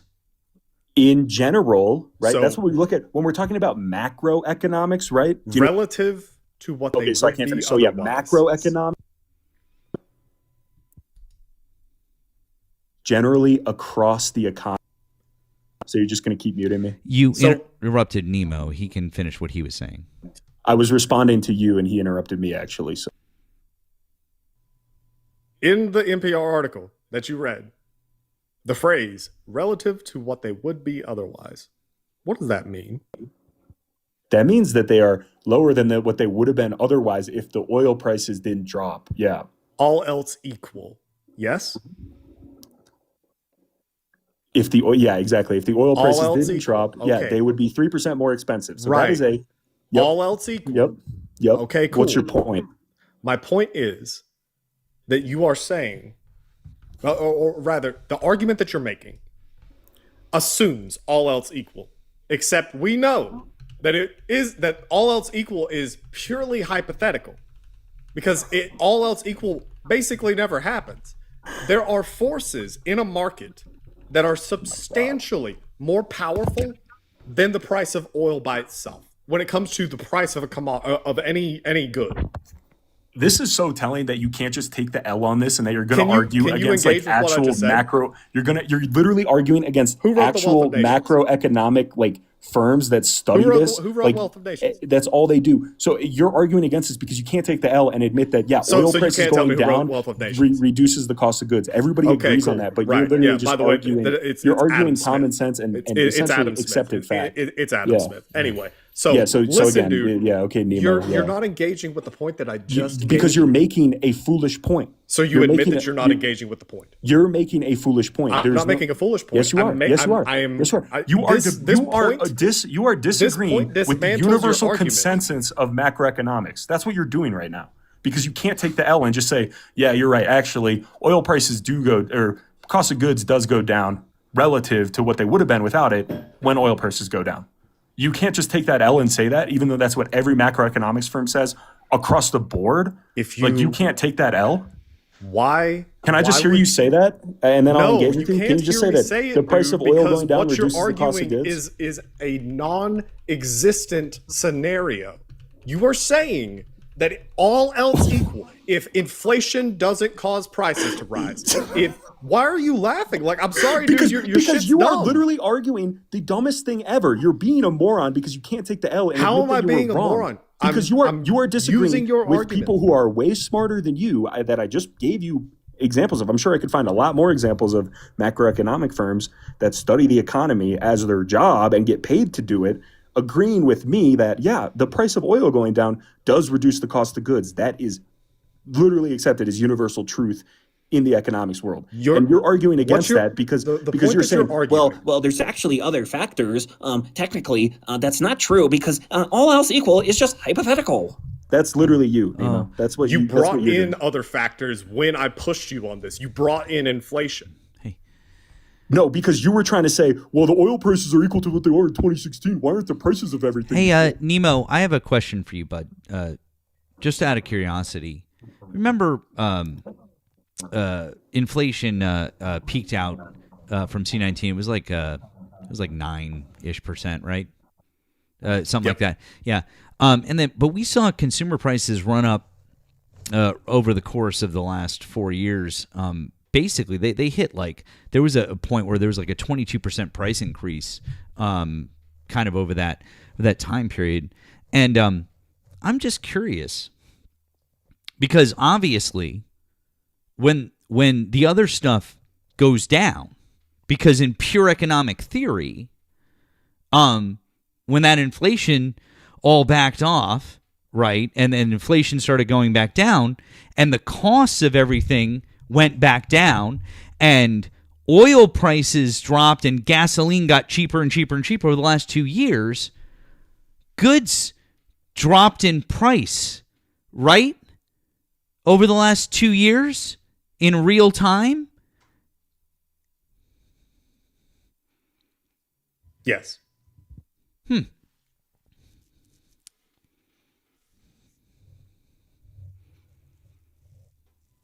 It's almost like there are these forces that are stronger than the price of oil. It's crazy. It's almost like these companies just didn't give a fuck. And what Nemo is saying is 100% correct. That's why we're going, yeah, in some crazy, perfect fantasy economics world, sure. Go at it. So you're just debating. You're saying that because you can accept that oil prices going down would lower the cost of other goods. What happened the last 2 years? Did oil prices, gas prices go down? Did prices of goods go down? So you are literally. I'm literally giving you an A to A, a 1-to-1 example. You seem really upset that I just completely disproved your entire argument. You seem really upset. You seem really upset that we've pointed out to you that this doesn't actually work in practice. Can I respond? Because this is exactly what Nemo did. Oops. What you're doing is you're saying that you're misrepresenting what I said. Is you're saying that he's saying that if oil prices go down, the cost of other goods must go down too. But that didn't happen. That wasn't what I was saying. That wasn't what I was saying at all. And that's when I brought up other factors. There are other factors in the cost of goods. Do you think that I believe the only factor in cost of goods is oil price? Oh, there are other factors? Because obviously that's not what I believe, and I've already said that. But what I said was that when the price of oil goes down, the cost of goods goes down, granted, relative to what it would have been. It doesn't mean net goes down. This is so, you guys are debating the most stupid, this is literally universal truth in the economics world. Every macroeconomics firm will say this. Relative to what it would have been if everything else stayed exactly the same. If everything else other than the oil price, that's what that means. Right. That's what that means. Does everything else stay exactly the same? When does that ever happen? You don't understand what that actually means, actually. You actually don't understand what that means. It's saying relative to if the oil price was the same and didn't drop. It's not. What's your point? What is the point you're trying to make? I don't think this is the own you think it is. Genius. All else equal assumes that all other variables do not change. Yes? What's your point? My point. Holy fuck. Am I speaking Spanish right now? I don't think you're not making the point you think you're making. I promise you I am. All else equal. Yeah. So it means, okay, so if the price of it's saying, okay, the oil price is going down 10, let's just say oil price is going down 10% will reduce the cost of goods by 2%. Can you give me the headline for this article? Because it says article. Relative to what it would have been. You can Google it. I am. Can you give me the headline? Why oil prices are falling and what it means for the economy. So again, can we go back to our point that we were just talking about? It says relative to if the oil price didn't fall. You're saying all else equal. Are you laughing because you're starting to put two and two together? No, I'm laughing because you think you're making some brilliant point, but you're really you're just explaining what economic studies do. I don't understand. I'm explaining what economic studies do. What the you're fuck? saying? Yeah. So the point is, okay. I haven't brought up any economic studies. If oil prices go down, the cost of goods go down relative to what they would have been if oil prices didn't go down. That's exactly what it says. Been? What the prices of the goods would have been if oil prices hadn't gone down. Then that's not the price of oil. What? That dude. Okay, when you were just trying to say that the object of the sentence in the relative to what it would have been, that the relative is oil, and it's not. It's the prices of the other goods.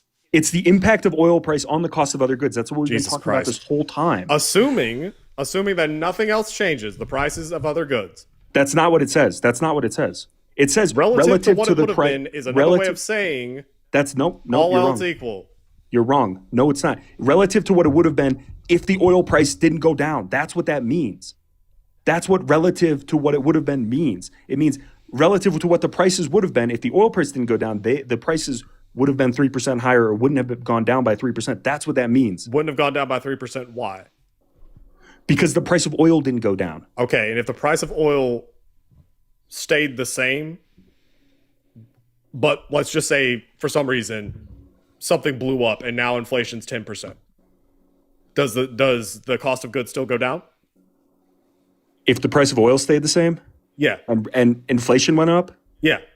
No. What's your point you're making? See, again, you're misrepresenting my point. No. In that same scenario, if the oil price went down, what would happen to the price of goods? Would it go down relative to what it would have been? What it would have been, assuming that all other variables you're so do retarded, not change. Dude. It's like I'm talking to a brick wall. I love it. Yeah. I absolutely love it. No one was talking to you so well. And yeah, fucking stupid. By the way, TikTok, we heard what that guest said. We don't condone what that guest said. We dropped that guest immediately because he slurred.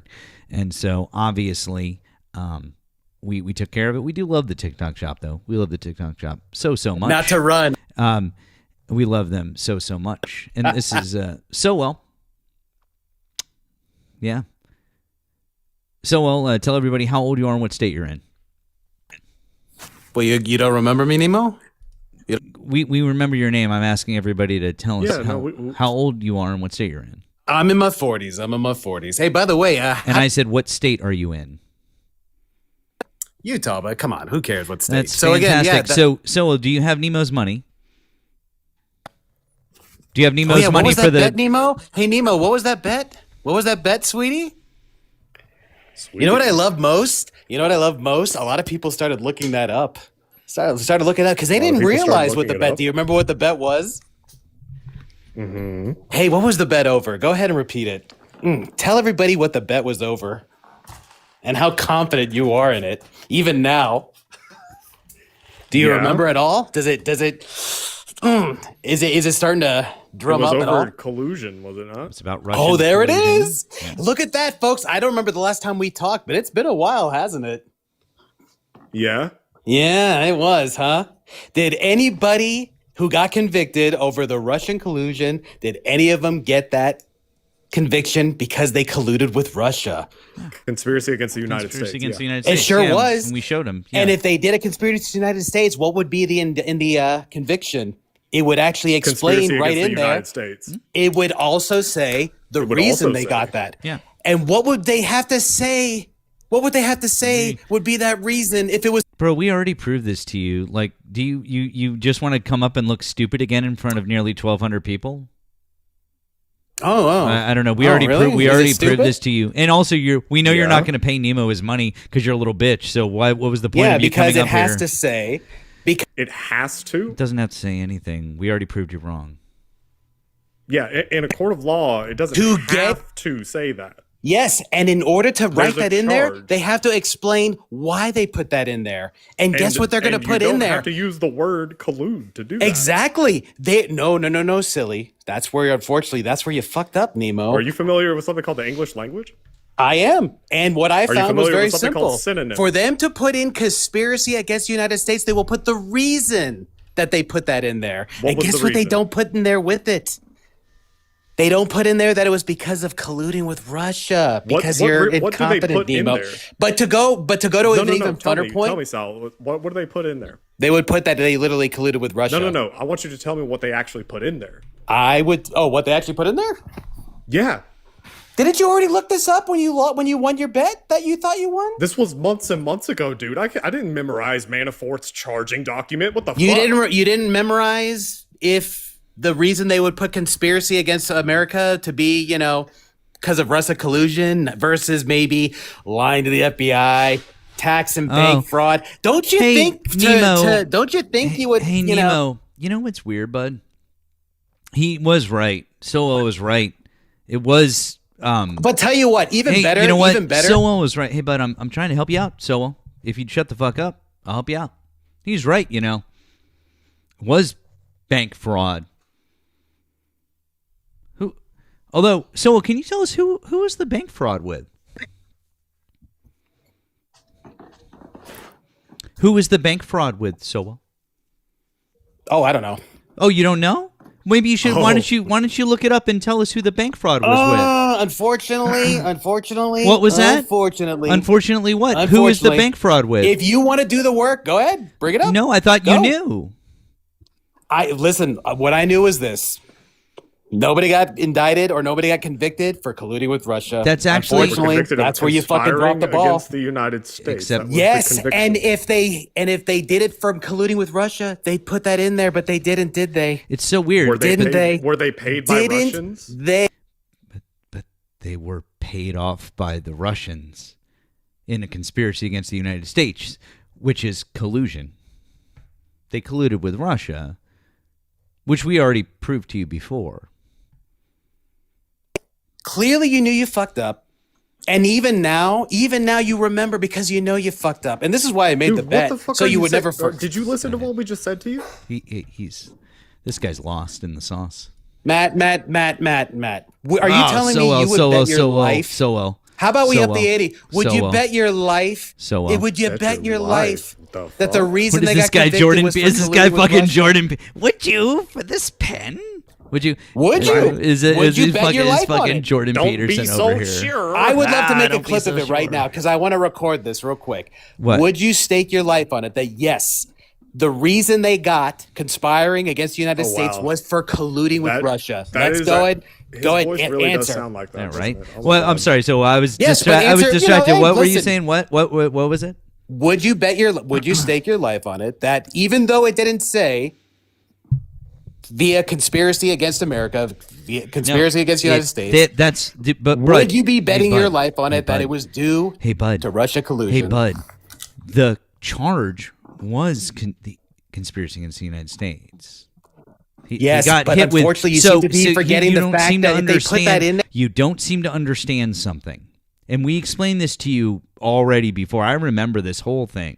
Is because Matt, don't understand because you're not a lawyer and you're not legally Matt, adjacent. Bud, shut the fuck up when I'm talking to you, No. okay? Yeah. And so you don't seem to understand that we already talked about this. No. There's no such thing as being charged with collusion because collusion is an illegal charge. It's impossible to be charged with that, nor is collusion a Matt. legal term in that regard. You can say my name as many times as you want. It's not going to change the fact that we already Matt, let me help you out. discussed Let me this. help you out. So anyways, since we've already discussed this, we know exactly what's in there, which is why I asked you who the financial crimes were with, because it proves the conspiracy with Russia. Conspiracy Matt, being another word Matt, for Matt. collusion. I know you don't However- understand it. I know you don't understand it. You're not quite intelligent enough, nor do you know enough about the law to understand much of make what the I claim. said. Make the claim. I already did, So but make the claim. I literally just explained it to you, and you're too dumb to understand what I just said. You to claim. You You claim are that the literally too to make sure dumb this is to to make sure understand what I to just make sure said we all to understand. you. You're No, I don't saying think the everyone else conspiracy needs to against understand. I America- think that it's just you that are the one who is not understanding, Chief. Everyone else in here understands this, and you don't. I'm really, really sorry that you're this dumb. I honestly kind of feel bad for now. you. I would have thought by now you would have realized you can only be fake for so long before you get exposed. But clearly, that's not the fucking case. What? So are you telling us all that that you're really just trolling? Is that what it is? Are you actually telling me that the reason that those are in there, the conspiring against America, you're saying that those are in fact in there because of Russia collusion? Is that basically your final answer? But yes, the answer yes. not only is the answer yes, we've already proved it to you because the Thank you. charges. Thank you. Because That's the all I charges. needed. I wanted the clip. I want to show some people. I'd like to have them break it down. And then, I'll come back when I can come with a more articulate answer for your uneducated. Oh, because- Why are you not capable of giving an Yeah. articulate answer yourself? Because Yeah. because you're too much of a fucking moron. Is it? Why? I think this is about like the Are you same way just you like guys casually think that admitting Trump you is a suck at making fascist. arguments? Because that's what that sounds like. Guys, I'm sorry, but this is basically just as about as incompetent as you guys calling Trump a fascist. I mean, If Trump was a fascist, why haven't people like you been removed? Why haven't people on TikTok been removed? Why hasn't anybody who said shit about Trump been removed? Why He's such a haven't fascist? Why haven't late night TV show hosts been fired for their? Oh wait, they have. Oh, you mean because he said, what? Can Kimmel not get back on? Oh no, because he's untalented. Oh, because of Kimmel. That's what it is. Got it. That's your best. Why show of are fascism. Why are journalists Wow, being it's deported? just like Mussolini's running things. Why? Why are journalists being deported? It's amazing how many statements that they people make? are disappearing. It is amazing how many people are disappearing. Either way, guys. Hey, Sowell, we're 2/3 of the people who are at Alligator Alcatraz. Why can't we account for them? It's 1,600 Say again? people. Where are the 1,600 people that we can't account for that were at Alligator Alcatraz? Oh, that's your fascism? Is that it? You just said that people Who are- weren't who? disappearing. Name them. You just Name said them. that Name people one. weren't Name disappearing. Name one. You just said that Name people one. weren't disappearing. Name. I asked you a question, bud. You said people weren't disappearing. I said, where are they? I'm waiting. Where's your answer?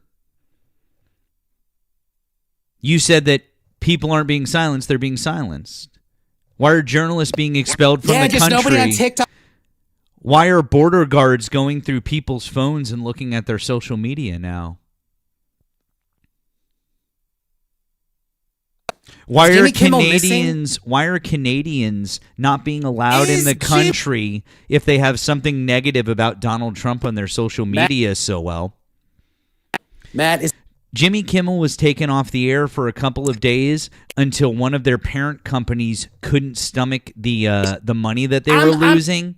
And I understand what you're saying, because the problem is, this is kind of endemic of just who you are, which is that you're not intelligent enough to understand that in fascism, you don't always just accomplish everything all the time right away. You can try to do fascist things, but not accomplish them.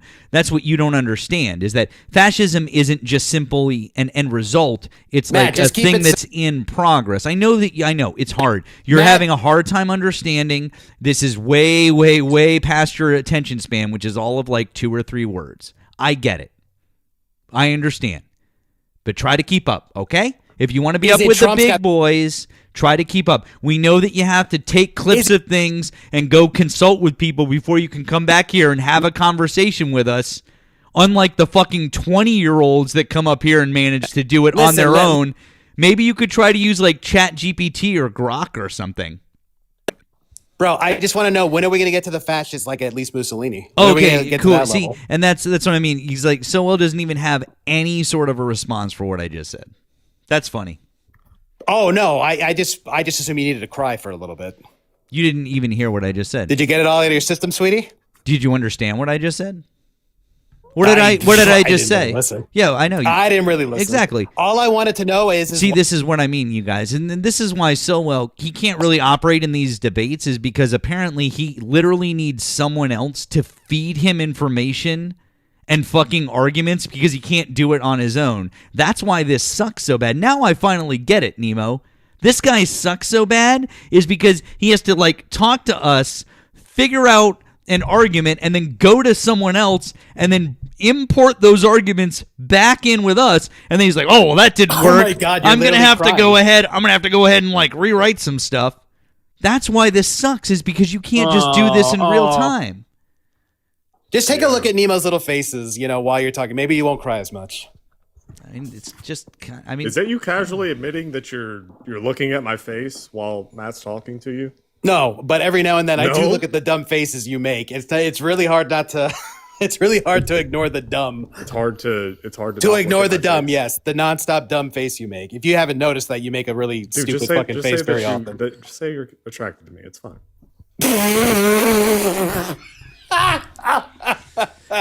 Man, that was so forced, Nemo. The way that you forced that laugh. Oh my God. Methinks he doth protest too much. Dear God. So Nemo. Oh my God. So Nemo, what level of fascism are we at with Trump? That you guys get to be so brave on TikTok. Dude, that was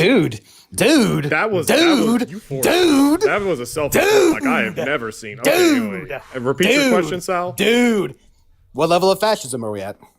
What level? There's not a level. Oh, there's not a level? So you guys have just been safe on TikTok while we have this fascistic leader, huh?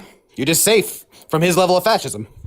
Because it's all the same, right? Of fascism? There's no spectrum of fascism. There's no spectrum of there's fascism? no Schmittler. There's no Mussolini level of fascism. It's just full fascism, right? You two brave heroes have survived fascism somehow. So Sal, Dean and Parker survived the fascistic leader somehow. Because, do you want me to answer? Yeah, let's hear it. Okay, cool. Was Mussolini the only fascist in fascist Italy? That's your question? God, that's your question, huh? Sal, you suck at this, man. You were bad. That's your fucking question? I need to play poker with Was you. Mussolini the so only fucking fascist? easy to Who read are you. the two? Who's the one fascist you guys all reference when it Was comes to Hitler Trump? the only fascist in Nazi Germany? Who else do you reference? Do you guys even reference Mussolini? Sure, I think I'm the only one that's a little bit diverse when it comes to my fascists. We don't go. Yeah. Himmler. So, what level of fascism are we at? Are we at Mussolini fascism? You're not are we at answering the Hitler question, Sal. fascism? You're not or do you answering the have question. Or do you have a third fascist that you could equate Trump to? Which fascist are you trying to equate to, Nemo? So again, you're not answering my question. No, I'm not. Why? I don't know. Fascism? What?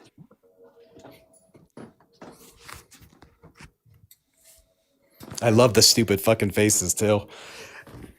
Like you're really pondering something. Like, oh, No, guys, I'm please, waiting for can you to believe what the? respond. Waiting I'm for you to waiting answer. reply. Yeah, no, I'm asking you. What level of fascism are we at? You still haven't answered the There question. aren't levels to my it, God, dude. that's- It's not like there's a level. There's not a one, difference level between two, Mussolini. level There's not a three. debate. There's not a difference between Mussolini and Trump. I mean, there's not a difference A between Mussolini and Schmittler. Is there a difference between Mussolini and Schmittler when it comes Inevitably, to fascism? yes. There's absolutely they're different people. What They level were of different fascism are we at with regimes. Trump? What level of fascism So- are we at with Trump? Okay, what level of democracy is Finland at? I didn't ask for a question, This is the- Nemo. this is- I didn't ask this for is a the question. equivalent of what Nemo, you're saying. Nemo, I didn't ask for a How question. how I am asked for an supposed answer. to answer that? How are you supposed to answer that, champ? How are you? You've been claiming okay, claiming he's a fascist the whole time. So Okay. what cool. level of fascism So are we I at? want you to use that same logic. Okay. What level? Nemo, of- all I Oh hear my is God! not You just answering want to the cut me question. off because all I hear you is not answering realize the. you realize what you're asking is bad. Okay, so you're saying what level of fascism are we at? As if there are codified. As in, are we explicit at least levels. close? Let me help you out, Nemo, because clearly I keep forgetting. In the end, you may have a lot of knowledge, but you don't really know how to compute anything. So let me help you out. Is that you Are we casually admitting that I'm halfway? really smart? Are we halfway to Mussolini yet? Are we at the point halfway where? to Mussolini? Are we at the point where celebrities are going to disappear? Besides Right Jimmy now? Kimmel, Jimmy Kimmel got knocked off the air. Dude. Oh, Jesus. Are you okay? Ask the question again. How close are we to getting to Mussolini or How Schmittler? close are we to? Are we? getting to- Is Trump halfway there? Is Trump halfway there? No, Not even halfway, or is he past halfway at least? dude. Like At least Mussolini? dude, I don't know how to quantify that. That's just like Yeah, a bizarre I way imagine of quantifying fascism has been tough for you guys. I mean, you got your 14 tenets of fascism. I would have thought by now you would have been able to math it out for us. Like, guys, any moment now in the last 3 years Trump's got, people are going to go missing like you wouldn't believe. And it's not going to be just it's not going to be just the migrants. It's going to be citizens for fucking sure. It's going to be influencers. It's going to be everybody talking shit. It's going to fucking disappear. Okay, so, dude, like, I don't know why you guys are even indulging me. You guys are fucking idiots. we're fucking and that'll- idiots for indulging you. Is that you casually admitting that you're a waste of time, I think, dude? Everything that he says is just like a self-report. Like, what is that? W's to our friend Neely. W's to our friend Neely. Neely agreed with Sowell. Why are we entertaining this? So, W's to our friend Neely. Thank you, Neely. It was like he just kept owning himself. I was. Brock, come up and debate. I think we've got Brock waiting. We're going to bring Brock up here momentarily. Do a couple of quick things to read off. Thank you to Tammy. Tammy from before. Oil prices dropping hurts American oil companies. Oil is too cheap. The minimum they stop drilling. Yes, absolutely. That's another excellent point. Thank you, Tammy. Thank you very much. Excellent point. Jack and Piper's mom said, you and Nemo are a billion times better. Thank you, Jack and Piper's mom. That's very kind of you. Serena said he left this part of the article out. Pantheon also estimates that this benefit will be canceled out on a national level by the hit to oil production, who cut spending and hiring, sending ripples through the economy. Shocker. Negative impacts. Yeah. Oh, and then lastly, thank you to Mike on the Blue app. Don't worry, Soul. The other ball will drop eventually. Oh, and apologies. One last thing. Thank you to Tech Raven over on the Tube for the $2 super chat. I'm going to need strawman flavored Ben and Jerry's. Strawman flavored Ben and Jerry's. So thank you, Jack and Piper's mom, as well, for the green app. You said pilots are the most stupidest people ever. The fact that you said he was a pilot, like, that's scary. Hi, Brock. Brock. Wow, I haven't seen Brock in a while. Hello, Brock. Hey, what's up, buddy? Saw you with Dean earlier. Huh? Saw you on with Dean earlier. Yeah, I was chit-chatting with him. I chit-chatted with him a few different times. He's pretty disingenuous every single time I've spoken to him. I've spoken to him many times. Yes, this Dean is known for being disingenuous. Yes. Remind us how old you are and what state. All my questions. Yeah. Remind us how old you are. Sorry, go ahead. What state you're in? Yeah, I'm 22, buddy. And state? I'm from Washington, buddy. Okay. And did you want to discuss one of the subjects above or something else that Donald Trump is doing right now? You talking about Venezuela. Sounds like you don't study geopolitics. Oh, really? Yeah. Why? Is this the road you want to go down? You want to go down the road about me explaining to you how it's a strategical advantage to have that geographical location over other nuclear bad people such as Russia and China? Over what? Sir? What was the word? Over what's the word that starts with N? Nuclear. No, it's nuclear. Yeah, nuclear. No, you're putting an extra U in there. It's nuclear. Yeah, nuclear. No, it's not nuclear. That's the word that you're saying. It's nuclear. I think you're just having a little okay, all right. But it's fine. It's we okay. can continue on with the conversation. Right. I'm just trying to help you out there, Chief. Cool. So how does being in Venezuela help us out from a nuclear perspective? Please do tell. Well, that's not exactly what I was talking about. I was talking about Greenland specifically there, about how if we were to take over Greenland, that would be a strategic advantage. Venezuela, yeah, that would be good for us. It'd most likely be good for them too, because they actually have a whole bunch of oil right now that they actually don't know what to do with. They have so much oil, they don't even know what to do with it. So we have to come in and actually utilize that oil to help actually benefit the world. Say, as for example, when you have money, a certain instance that I used to, you have a certain amount of money and you give it to a financial advisor who works in stocks, and they take your money and they put it in stocks and do what they want with it, and they grow your money a lot. That's what I'm doing right now. I have a financial advisor who grows my money for me. So that's basically what we are to Venezuela. We take their oil because they don't know what to do with their oil. They have so much of it and they don't even know what to do with it. It's just lying around. That's not true. They've actually been doing just fine with their own oil for quite some time. That's what you just said is completely incorrect. Yeah, but they don't know what to do with it. And in fact, for the longest time, actually, Venezuela was one of the wealthiest nations in the entire world. So what you just said. Have so much oil. So what you just But what you just said, but what you just said is completely 100% wrong. They know exactly what they're doing. So no, they don't need us to manage anything. So again, what you just said is completely false. They don't need us to manage their oil. That's hilarious. You can think that. I don't know what type of liberal news you get that from. It has nothing to do with liberal news. It's just simply the facts. You realize that Venezuela, for quite a long time, is one of the wealthiest nations per capita on Earth. Yeah, because of their oil. Yes, and because they were able to capitalize on it. Well, yeah, I mean, if you have a whole bunch of oil sitting around, then that's a lot of money. That's gonna Yeah, cost they things. they So they've yeah, it's they've gonna done make you they've richer. done quite a good job. They also nationalized their oil, and they were able to do that and give more money to their citizens and benefit them directly. Okay. Venezuela has one of the best, or at But least used to have you one of the you best said a lot social of programs in the entire world. They gave all of their citizens free health care. They had free schooling. They had all of these different things. In fact, that's one of the things that people have Thank you, MAGA protested Patriot. in the Thank you. last. That's what.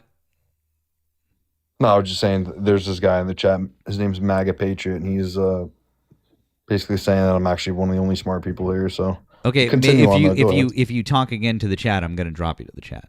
You're Okay, well, talking. sorry, he was just You're talking. complimenting I me a don't. lot. I He don't. wants to come up too. Can he come? No. And if you talk again to the chat, I'll drop you back to the chat. You're talking to me Okay, and Nemo. well, I won't talk to the chat, but there's two Awesome, of you guys. So fantastic. can I have? Anyways, what I was in the middle of saying is that it doesn't make any sense whatsoever. It makes zero sense whatsoever in terms of Venezuela that you're going to say, oh, well, we have to go in and we have to be the ones to run their oil. There's no such thing. It's a moot point. Venezuela had one of the best social programs in the entire world. They took care of their citizens very well. Programs of what? And one of the things I explained it to you before. I said they had socialized medicine, they had free education, they had a bunch of And different how well programs. was that working out for them? It worked out incredibly well, and like I just said, explained I to don't know you about during that. the 50s. Cool. Then why is it that during the 50s, 60s, and 70s, Venezuela was one of the wealthiest countries in the entire world?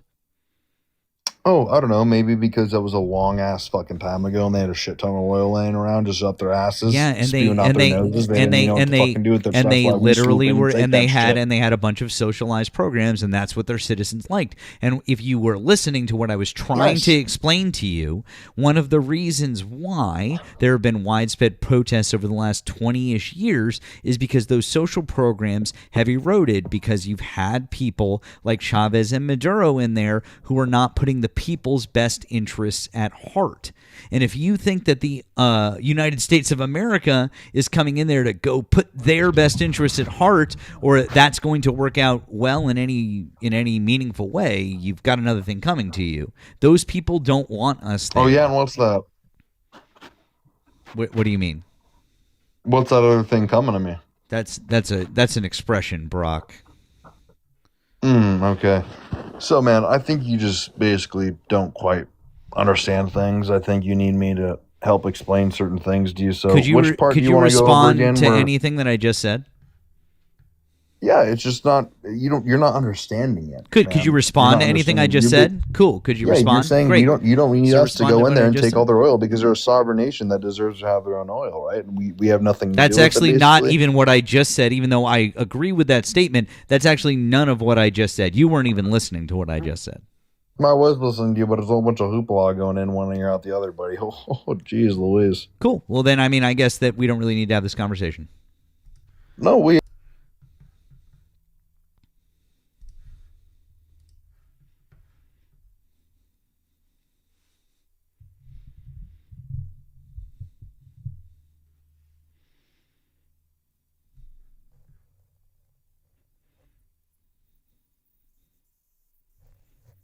Dizzy, you're not connecting. If you're a Trump supporter, feel free to re-request. I mean, if it's just in one ear and out the other, and you're not going to listen to what we're saying, I mean, I don't know what to tell you.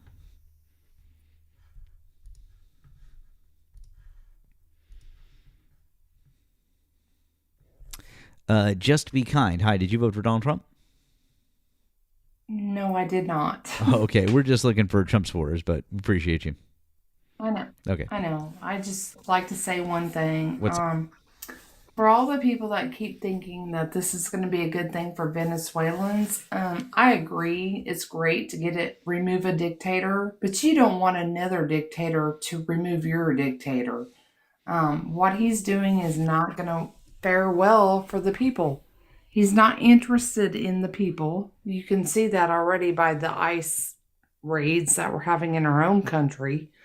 For the people that keep saying, oh, this is a great thing, this is great. Okay, well, what now? What now? You know, do you think he's just going to like make your country great and beautiful like America? Because this is where we're headed. We have to remove the dictators in the world, period. Yeah, it's definitely not gonna end well. I agree with you. And It's not going to love end lost well for because majority he's war. only in it for the money. Agreed. So Well, thank you, friend. We're gonna try to see if we can get maybe we can get one more Trump supporter up here. See what we can do. Have another conversation. But appreciate you, friend. Okay. I'll drop down. It's All right. fine. It's All right. fine. Thank you for popping up. Have a good rest of your night. All right, guys. If you voted for Donald Trump, hop in the box. Let's have a conversation. While we're waiting, do us a favor. Make sure you drop a follow here on my main account, my backup account. Make sure you're following Nemo on his main account and his many multiple backup accounts. Make sure you're following over on the Tube, Politics with Matt. If you're there, make sure you drop Nemo a follow. He's linked in the description as well. If you're already with us over on the Tube, we appreciate you being there. Thank you for your likes, for your comments. You can offer gifts and super chats and all the like there. And once again, Nemo, he's linked down there. You should subscribe to him as well. Make sure that you're on Nemo's Discord. You can find the link in his bio. It's a great place. Lots of good live chats, resources, fun stuff going on over there. Strongly recommend. If you want to offer support to us, you can find links in our bios, both of us. Same place. It's a great way to go about it. So do it. Come on up. It's lots of fun, but we appreciate all of you guys. Thank you. We've just gotten over 200,000 likes. Maybe before we wrap up, we can hit 3. That would be loads of fun. And yeah. So if you're in the chat and you voted for Donald Trump, we would invite you to hop on up. If you can have a conversation. If you can have a conversation and listen and respond. Thank you, Tiffany, for the blue app. I appreciate it. You said just appreciate your sharing facts. Thank you. Yes. Hi. Hi, Meredith. Did you vote for Donald Trump? I did vote for Donald Trump, and okay. Can you tell us how old you are and what state you voted in, please? I am 29. I'm in Massachusetts. Okay. Do you want to discuss one of the subjects we have above or something else that Donald Trump's doing right now? Well, I guess, why do you feel that MAGA isn't Christian? Well, the policies that they enact aren't in line with Christian values. Well, I don't agree with that. I think that it does, like, what policies exactly, I guess? Well, can you name some of the core values that Jesus taught? To love your neighbor. It's really about love, I guess you would say. Uh-huh. Yeah. Have you had a couple of drinks tonight, Meredith? No, I just get shy from these things. Meredith, this is not a good attempt at trolling. Oh, no, I'm not trolling. I'm not. Uh-huh. Okay. Mm-hmm.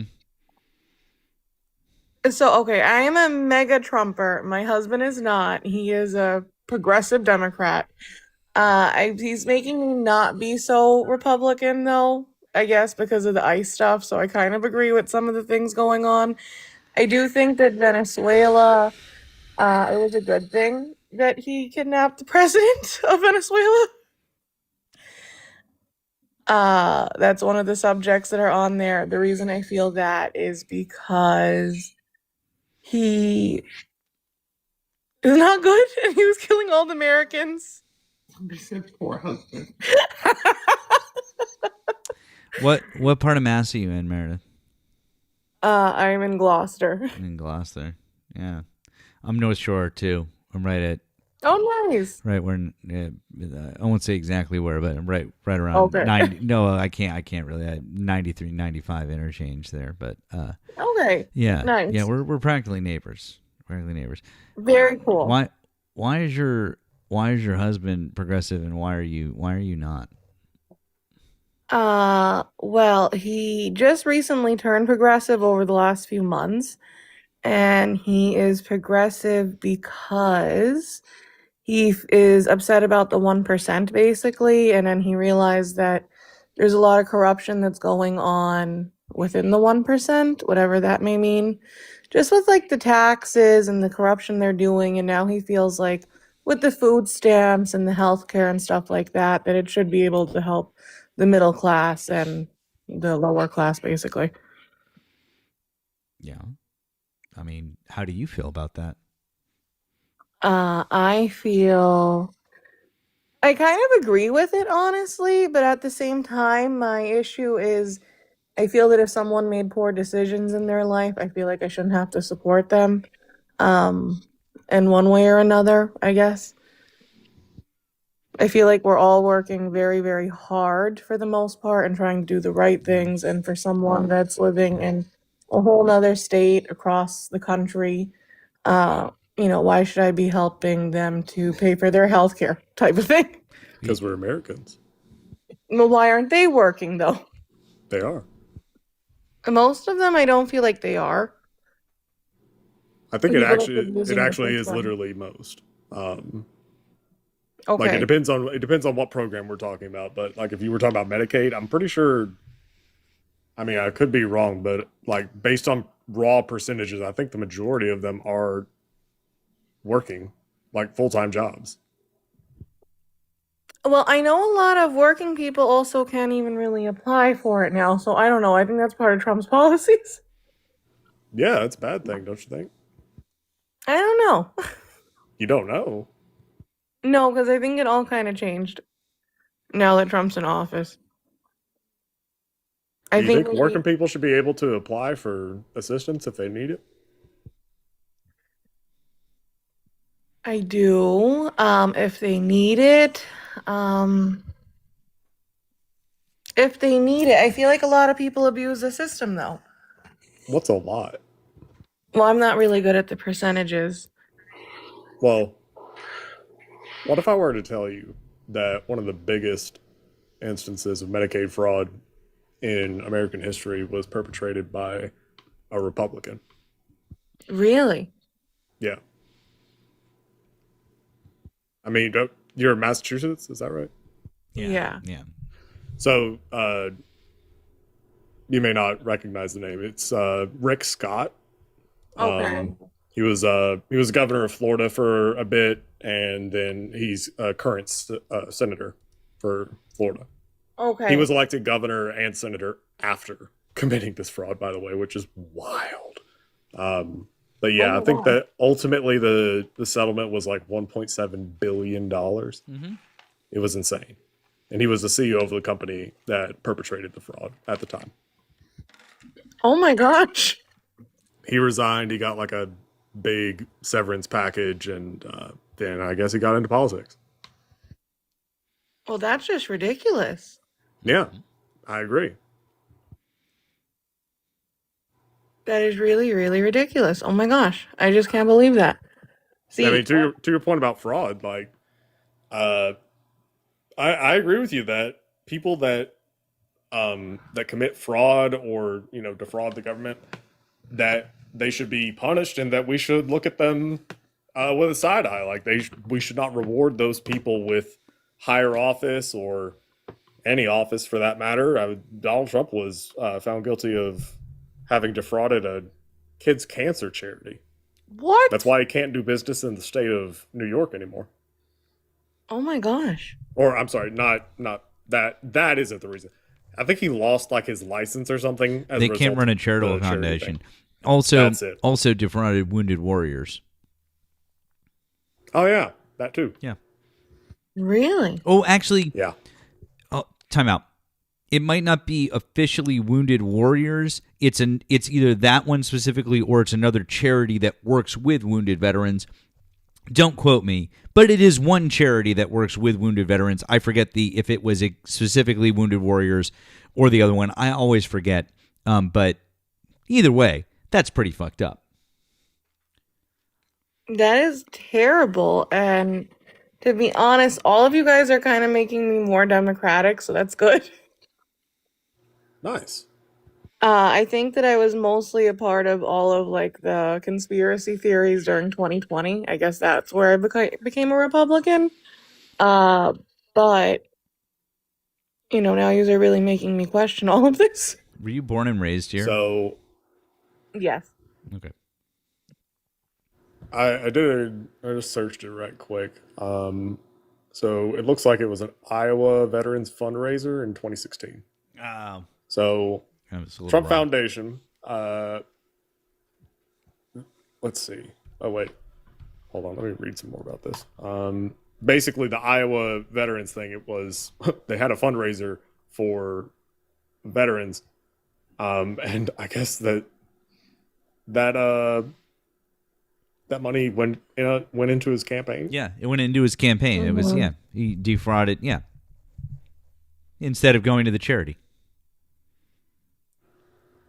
So he literally stole money from the charity. Wow. Well, I guess that's why he's rich and he's a businessman, but he shouldn't be in politics then.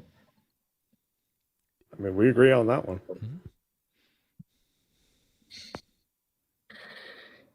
Well, I'm gonna go to sleep, guys. Sorry if I offended anybody. It was nice to meet all of you guys. So. Okay, Meredith. All right. Okay, thank you guys. And also, for the people saying I'm giggling in the comments, it's just a nervous laugh. Sorry. Bye, guys. Have a good one. All right. Have a good night, Meredith. You too. Okay.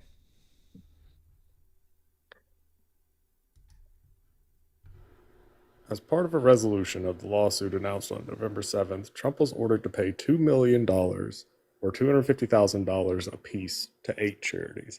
Those charities are Army Emergency Relief, Children's Aid Society, City Meals on Wheels, Give an Hour, Martha's Table, and I'm not about to read off the name of that college fund because I don't want to get clipped out of context saying that.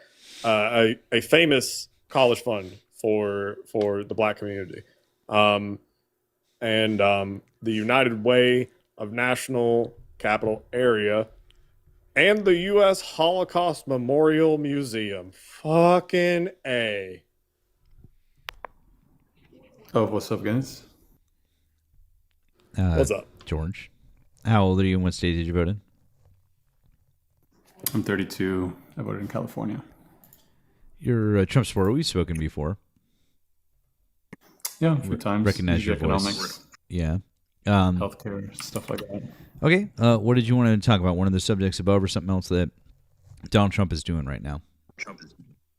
Oh, no, the subjects above are great. MAGA isn't Christian. Absolutely, they're Christian. Venezuela is not American first. Absolutely, it's America first. How? Well, I guess there's 4 different ways that it's America first. Let me think how to tackle them. Yeah, I guess, from a national security perspective, I think if you're going to have our biggest rivals in the world in China, Russia, Iran, and Cuba operating and stripping the resources of a country that is 3-hour flight from Miami, I think it absolutely serves as a national security perspective from both an intelligence perspective and a resource perspective when it comes to rare earth minerals and oil in the race for AI and other key industries that are going to be very consequential. So that's one. It's national security. Can we tackle? Yeah. Well, okay. We can tackle that one first. Oh, sure. Whichever one you think is strongest. Go ahead. All 4. I would say all 4 are equally as strong. So we could go with that one first. Okay. So as far as Russia, China, and Iran, I feel like it's fair to say that Iran is kind of a tertiary player whenever it comes to the great game of geopolitics. No, Iran was never really like a great power, right? My point is that a regional power, perhaps. Are they a great power? No. China, Russia. Hold on, but if you have Iranian proxies inside of Venezuela, trading with Venezuela, stripping Venezuela's resources that are funding terror campaigns around the world, absolutely, it's very consequential. You're kind of downplaying it here. I don't want to get hung up on if we consider Iran to be that big of a player on the world stage. I mean, I could make similar It accusations absolutely about is. Qatar, Saudi Arabia, Syria, But Jordan. Saudi would agree with that sentiment. A lot of the UAE would agree with that sentiment. They do see Iran as a threat, and they have been very hostile to Iran. Well, So hostile that even Jordan and Saudi Arabia have assisted Israel when it comes to intelligence and when it comes to rocket strikes during that small engagement that we saw where we bombed their nuclear facilities. yeah, but the reason why those nations view Iran as a threat, or why they say that Iran's a threat, is because, one, they don't like each other, which obvious, but two, it's because they're very close to Iran. Like, geographically, Iran's right there. We're talking about all like geopolitics on the world stage, especially. I'm talking about that too. Okay, all right. So, whatever. So, as far as China and Russia are concerned, China has business interests in all sorts of countries throughout Latin America. Like, it isn't just Venezuela by any stretch. It is from a drug trafficking perspective, from a supply chain No, it's perspective. not. It absolutely is. No, Mexico is the And country. who do you think is involved in the Mexico Why would as well? Venezuela be involved in that? Well, Venezuela is known as El Puente. It's the bridge. It is The it bridge, is a the bridge supply- it between is China supply and chain. Mexico? No. It is a major supply chain. The Venezuelan gangs operate in Mexico and in Colombia, and it is a huge factor in the global drug supply chain. Okay, but how does that factor into precursor chemicals going to Mexico that are then turned into Because- whatever substances? Because China is involved in that. Yes, Through- that's what I'm that- saying. that's- Is that that's China sends the precursor chemicals to Mexico, and then the Mexican cartels manufacture that into substances that are then ultimately sold inside the United States. I'm Venezuela with is you. not I part of agree that. with you. Venezuela is absolutely a part of that. Venezuela not only did they not stop any of it, they encourage it, and they absolutely take profits out of this. Well, no. The in Venezuelan the supply- situation that I just described, where does Venezuela come in? Because the precursor chemicals Venezuela. go. I'll give you an example. Venezuela comes in. The TPS that was expanded by Trump and Trump won was abused by Tren de Aragua and Cartel of the Suns to get the supply chains access to bigger markets. That's exactly what I'm saying. Is that Venezuela is heavily involved in this trafficking. That's why it's known as the bridge in Latin America. Now, it's not to say that the most of drugs are produced in Venezuela, but it is substantial in its effort to peddle drugs to the U.S. and not just the U.S. but to Europe too. By the way, I mean, well, to Europe, like my understanding is Venezuela predominantly will peddle coke, if anything, that it originates Yeah. out of Colombia and goes to Europe. Like that's pretty much their thing, or I guess like surrounding islands in the Caribbean. As far as like actual substances inside the U.S., like it's less than. I think that the highest number I saw was 13%. of production, right? Okay. You're talking about production.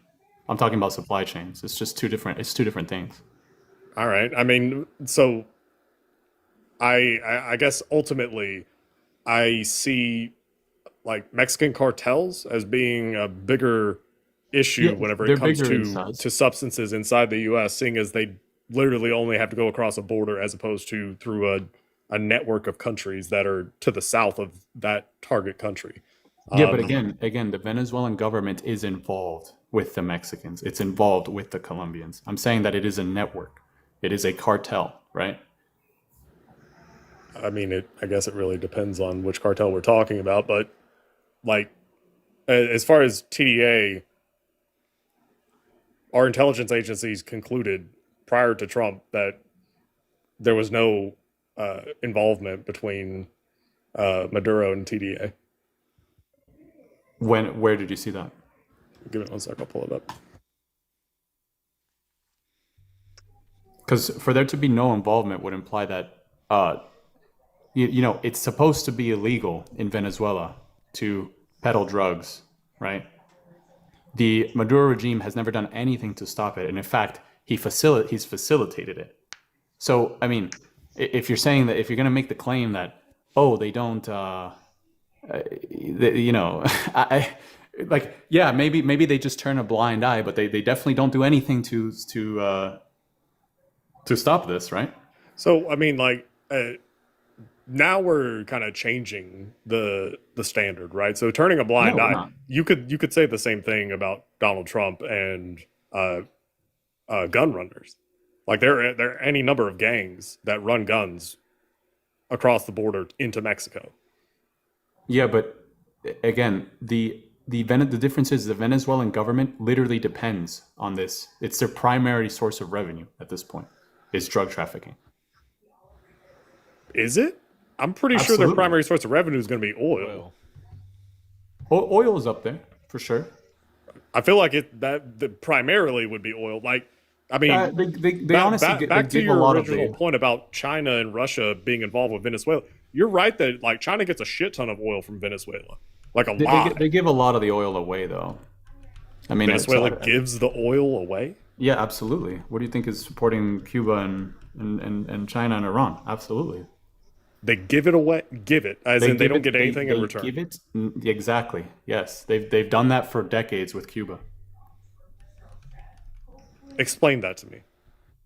Cuba, okay. If we go back to the fall of the Soviet Union, and we go back to Chavez literally trained under Castro, right?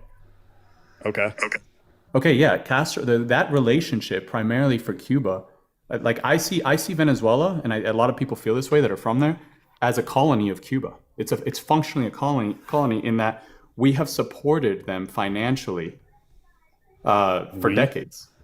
Yeah, the Venezuelans have supported Cuba financially for decades since the fall of the Soviet Union.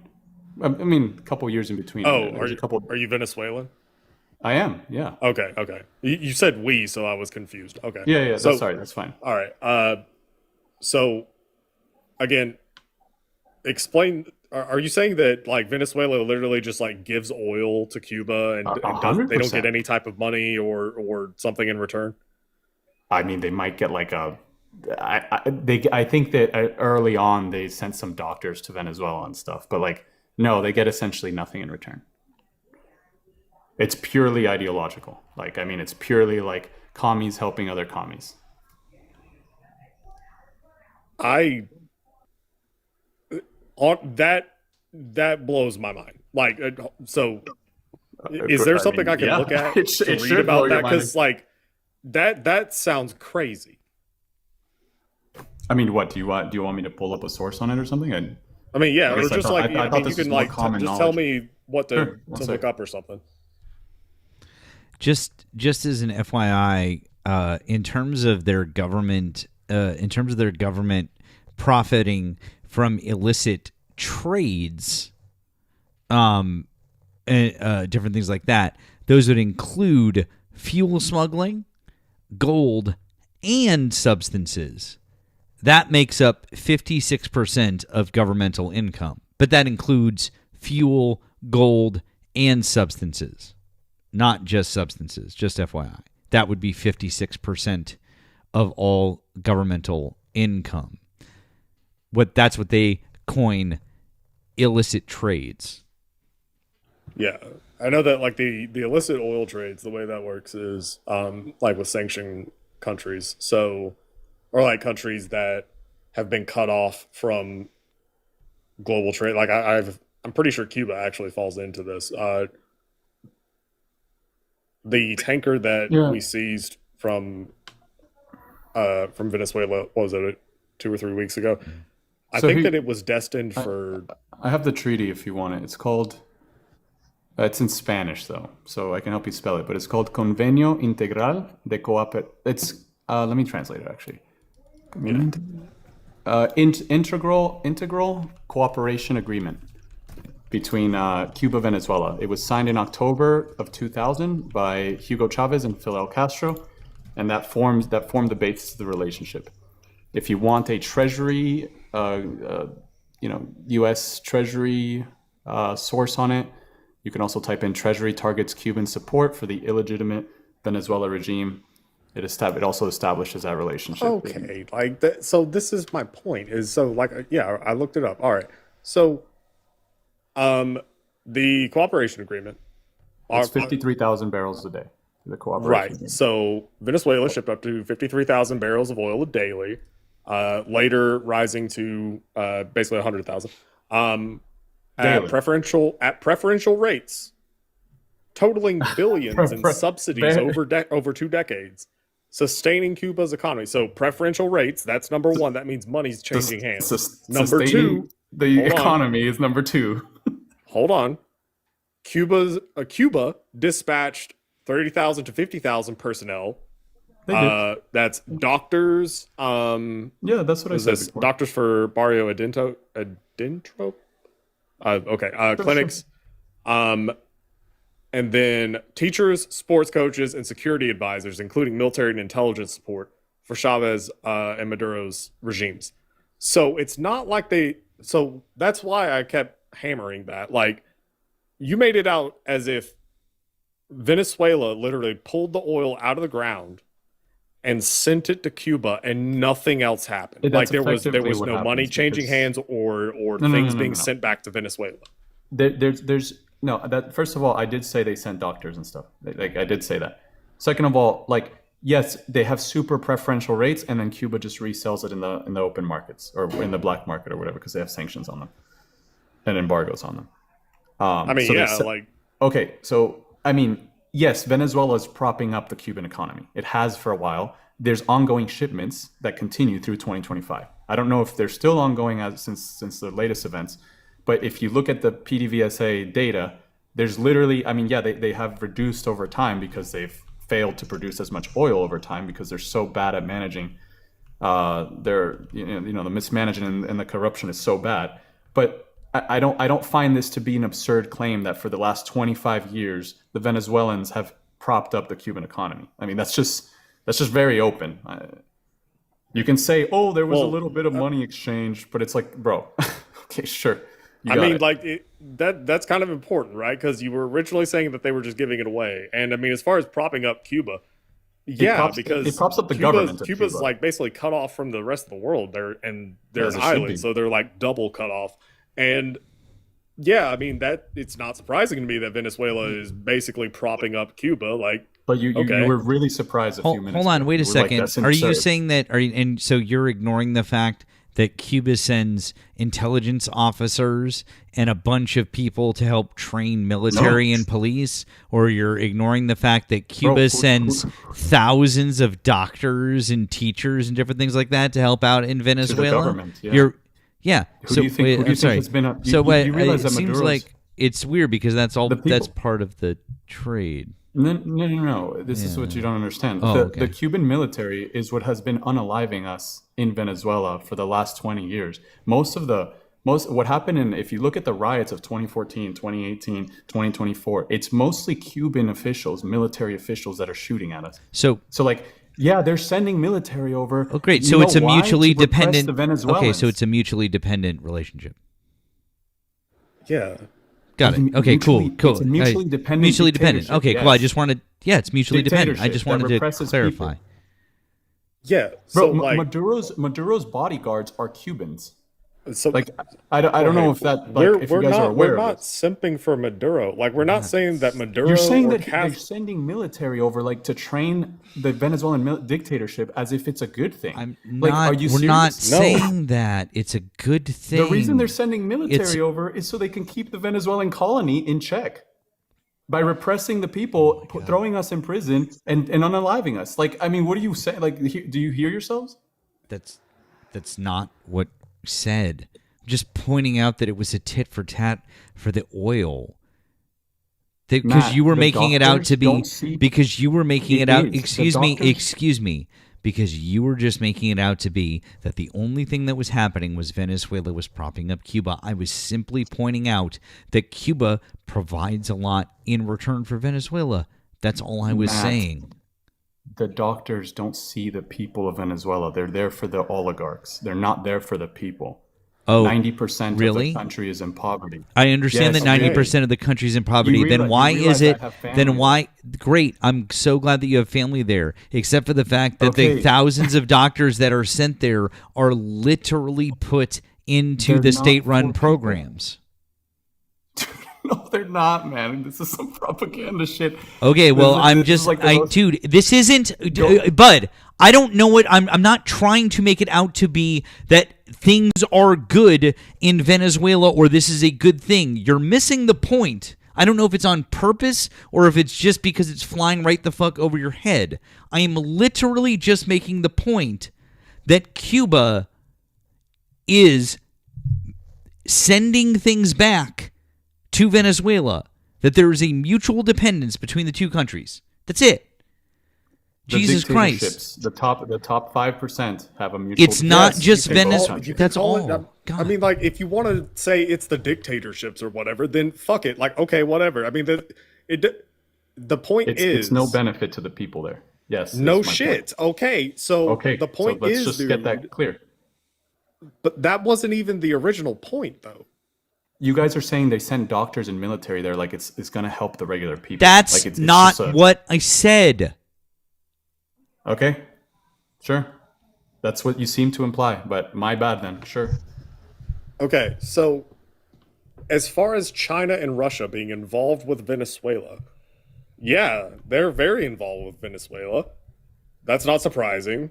China gets I think I saw something and it kind of I need to look at this number a bit more, but it was like 70% of their oil from Venezuela, which seems a bit crazy, but they get a lot of oil from Venezuela. That's super good Russia, rates. obviously, if you want to call it that. Super good rates, right? I mean, yeah, of course. Yeah. Yeah, China's also been doing the same thing with Russia because Russia was cut off. Yeah. So do you think, so this goes back to the national security perspective. Do you think this is a national security concern that these oligarchic countries, these China's an oligarchy? Countries, the people that run it, yeah, absolutely. It's essentially a monarchy. I mean, it's an extremely top-down civilization. That one, right? You don't consider that a dictatorial style country? I mean, is it dictatorial? Sure, but to imply that it's an oligarchy, I don't know about that. Absolutely, it's extremely top-heavy. The billionaires literally control the private businesses. Like it's. I mean, the Chinese government is effectively, they allow private industry to occur as so much as it benefits them, but they control everything. I mean, there's nothing that goes past that's not really an oligarchy, is it? Like, I mean, it absolutely is. It's a set of rich people. The U.S. the U.S. has a third. I'll put it like this: the U.S. has about a quarter of the population. We have 8 times their billionaires. Well, yeah, it's super top heavy there. It's like literally an oligarchy. I don't think that means what you think it means. It means that a few rich elite individuals completely run the political system. Is that not the definition of oligarchy? No, a few rich individuals do not completely run the political system in China. Like, I mean, oh really? I'm not simping for China, but that's not at all how it works. In fact, I mean, there are billionaires that have been disappeared in China because they got too much money or power. Correct, because who disappeared them? The government. You're making my point. That's not an oligarchy. That's not an oligarchy. An oligarchy would be if that billionaire who got disappeared could never get disappeared because that billionaire runs the government. That's an oligarchy. If the billionaire can get disappeared, if the billionaire can get disappeared, it's not an oligarchy because the billionaire would be the one who's in charge. Okay, maybe there's a more precise word, but what I'm trying to say is that it is essentially an empire, a dictatorial empire, right? Where private property only goes as far as the government will let it, and only as much as it benefits them, and things are made. It's a top-down, authoritarian country. So I don't know how else you want to. You call it. Some people would call it an oligarchy. I could see why. Sure, if you're a billionaire and the government can take you out, sure, maybe it's not precisely an oligarchy, but the point is that the Venezuelans the oil in Venezuela only benefits those people. It doesn't benefit the average Chinese person that's working, at slave wages or whatever in some factory. And it's just, I'm just saying that's what you're supporting. So the U.S. has a vested interest to take that down and to get rid of that. And then we have leftists in this country that will complain about it like it's a bad thing. No. Okay, so you said that the oil that is being bought from Venezuela by China, you're saying that doesn't benefit the average person in China? In Venezuela or China. Yeah, it doesn't. I mean, it kind of does though, right? Because they're getting good rate. They're getting below market rates, right? And they get the oil. Like the oil is for their state capitalist industries to be powered. It's not for the people. It's the same in Venezuela. The people of Venezuela don't see a dime of that oil. It all goes to the oligarchy in Venezuela, which is the cartel ran by Maduro and his, What would your average person do with oil? They would see the profits like they used to. They would see some sort of reinvestment and prosperity in private industry like we had in the 90s or before. They would not be living in absolute poverty where there's supply shortages, there's no healthcare, there's no hospitals. There's no healthcare? In Venezuela? No. Oh, I thought you were talking about China. No, for the average I'm saying for Venezuela. Oh, you're saying what would the average person do you with said oil? that China buys this oil, but that the average person in China doesn't see the benefit of it. I mean, they see it in the factories that are built to provide some very low paying jobs. I guess they'll see it in there. But the Venezuelans, you're also implying that, I don't know, China is the same China from like the 70s and the 80s, or like I guess Dengist China. No, it's not that bad. I mean, it's not like it's opened up, and I mean, it's evolved. China is not the country that, like the caricature of it back in the day was everybody had bicycles, right? Now they all have cars. Like things have progressed, and so pay has also changed. Are there still like horrible working conditions in China? Inevitably, yes. There's hundreds of millions of people living at $6 a day or something, whatever. I don't know about that, but okay. So it's like 20% of the population or something that lives. So I mean, you could look up the ultimately, number. like the point is that China is developed, or is developing. I guess still technically whatever.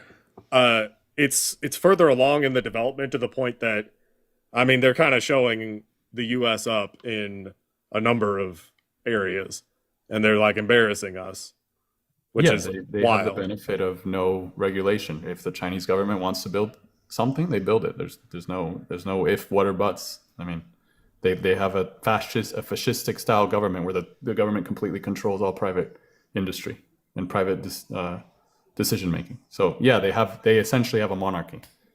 And that has some positives, I guess, when it comes to economics, but it's not essentially a monarchy. Okay, like it is. You're saying like a lot of labels that don't mean what you think it means, and like I don't want the conversation to get like overly academic. The point is, okay, back to your original thing about the national security thing. Yeah. China and Russia work with Venezuela. China and Russia also work with any number of Latin American countries. Like, Venezuela is not unique in this. It's unique in the level of toxicity that it is for Venezuelans. It's unique in the repression. So how is that a national security risk for the United States? That you are essentially these countries, these I don't know, whatever you want to call them, oligarchic, countries want to use Venezuelan resources and just strip them. Like they just strip the resources. I mean, they're literally. It's not just Venezuela stripping, Venezuela. Here, let me put it like this: Venezuela is functionally colonized by these countries. It is because the vast majority of people, they have no sovereignty over their own resources. The vast majority of people in Venezuela do not see a dime from this. So it has no. What's another way to put it? Like. Do you get what I'm trying to say? I mean, like, as far as sovereignty over their own resources, like, you could say the same thing about America. Like, does the average person see a dime from the oil that's pulled out of the Permian Basin? No. Absolutely we do. No, we don't. Oh, wait, hold on. We have this concept in America called private property. Private businesses pay taxes. We have over 100. What is it? How many federal programs do we have in this country? What do you think? What do you think taxation goes to? We have over 100 federal programs that each of them redistribute more than $100 million. Each of them. $100 million? Each of the 100, yes. You look up the top 100 federal programs in the U.S. They each distribute more than 100 million, and there's more. There's much more than that. That's just the 100 million mark. But again, you're saying that the average American sees a dime from that. Absolutely. They see it through Medicare. They see it through Medicaid. They see it through Social Security. They see it through SNAP. They see it through we have a bajillion. We have the most programs we've ever had. Who do you think pays for that? Our private industry. Is it private industry? Like, absolutely. I don't know about that. I mean, so to your point about taxes, then I mean, I would then question like which one is larger, the income tax for like individuals versus the income tax for businesses. So like corporate versus individual. Who do you think employs the individuals? Who do you think employs the individuals if not the corporations? Who employs individuals? And how many? Okay, so so you agree with me? Are you saying that oligarchs don't employ people? No, I'm saying that oligarchs employ people. You're making the implication that the corporations in America that the people here don't see a dime from them. I'm using your standard. So you said that. So where do taxes come from? let's compare the two. Okay, so you said that China is stripping Venezuela of its resources. Which, I mean, again, they're paying them, but they're taking the oil, and then China is doing shit with that oil, right? What are they doing? They're building whatever, or turning it into gas, or they're doing all sorts of crazy shit with it, right? Like they're refining it, turning it into plastic, whatever, okay? And businesses are the ones doing that, ultimately, right? That oil is that good is being bought, and then taken to China, and then things are done to that good, and then I mean, depending on what the good is, like if it's plastic, then it goes into whatever like plastic item, or if it's gas, it goes into a gas pump or whatever. So Chinese companies are doing that, meaning that the Chinese people do in fact see a benefit from it, right? Now I had said, well, your average Chinese person sees a benefit from that. You disagreed with that, but now you just tried to argue with me that they see a marginal benefit.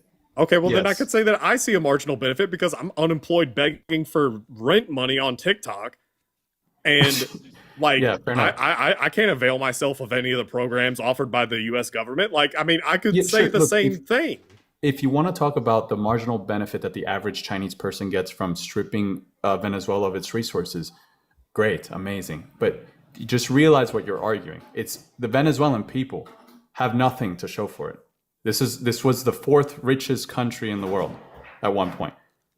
There's over half the country is in extreme poverty. So if you're going to make the justification, well, at least the Chinese see a little bit more. They have an extra factory. Oh, okay, great. They have more gas for their cars. Amazing. Well, no, it's not that they have an extra factory or more gas for their cars. China is the second largest economy on the planet. It absolutely is. Like that's not just like one extra factory because they got some few barrels of oil from Venezuela. But they have a colony in Venezuela. Right? As far as Venezuela is concerned, we're having parallel conversations, right? I am talking about how China benefits from trade with Venezuela. You are talking about how the Venezuelan people are subjugated. That is a separate conversation, and I'm not trying to sit here and defend the subjugation of the Venezuelan people at all. I'm not trying to defend that. I'm saying that the reason why China does business with Venezuela is because it benefits China to do business with Venezuela, and they also have an ideological commonality, right? The same thing is true with Russia. But What also you're China does business with Nicaragua and with Costa Rica and with Brazil and with Argentina, and I'm assuming probably with Chile. They absolutely, and Peru, they do business with these countries because it benefits them to do business with the countries. Dude, business with Venezuela would imply that the Venezuelan property wasn't expropriated. They're not doing business with Venezuela because Venezuela, the property doesn't, it literally just belongs to a cartel. They're doing business with a cartel. That's the They're not equivalent of doing me saying that whenever we do business with some other country, when the U.S. does business with another country, when they export oil, well, I am not We're buying seeing it from anything from private that property. because that is being extracted from the ground, expropriated, right?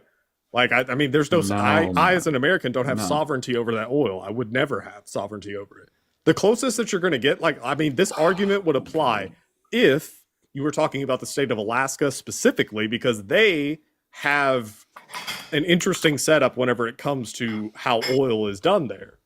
Yeah, And they the have a Alaskan fund. people in Alaska love that shit. They get like, I think, was it $1,000 or like $1,500 a year from the oil that exists in Alaska that gets pulled out of the ground in Alaska. Yeah, I know. The people They have a living in fund. Alaska get a check in the mail every year, and that's a good thing. I want that for the rest of the country, not just for Alaska. If the rest of the country was like that, you would absolutely have an argument.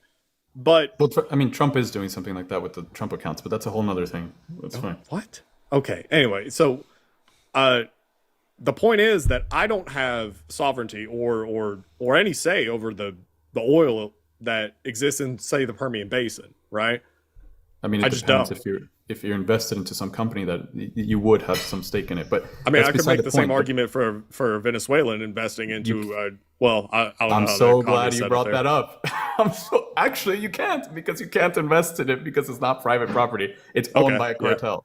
Okay, I mean, amazing. I could make You walked I could into make it. the I could. You ended up walking into it anyway. Yeah, there's no sovereignty. There's no trade in Venezuela because Venezuela doesn't. The people of Venezuela don't own anything. There's no ownership. Everything's been stripped from them. Their businesses, their farms, their banks, their oil companies. Everything's been taken by a cartel. So there's nothing by a cartel. Yes, by a cartel which is known as the Venezuelan government. The current Venezuelan government is a cartel. It's a group of people that strip everything from the country for their own benefit and essentially sell it to allied countries, Russia, Iran, and Cuba. Sell it, quote unquote. I mean, let's be honest, sell it. I mean, they do literally sell it, right? like originally, you were essentially saying it was free. That's what you had said, which was the part that I said was absurd, and it's not free, right? In the case of Cuba, it is effectively free. The things that Cuba sends are they're only relevant in that it's the means for Cuba to maintain a grip on Venezuela. It's not to help Venezuelans. So it is effectively free. Okay. Do you think yeah. How is this as far as national security? Because again, now this keeps devolving into an economic discussion about the material conditions for Venezuelans. The national security part is that when you have these countries that are our biggest rivals stripping Venezuela of natural resources such as oil and rare earth minerals that are extremely consequential in specifically AI and other technologies, it becomes a national security concern because you effectively have a colony in Venezuela is effectively a colony of the biggest oil reserves in the world for our biggest allies. You don't think that's a concern? Like, imagine you're playing Risk and your opponent has.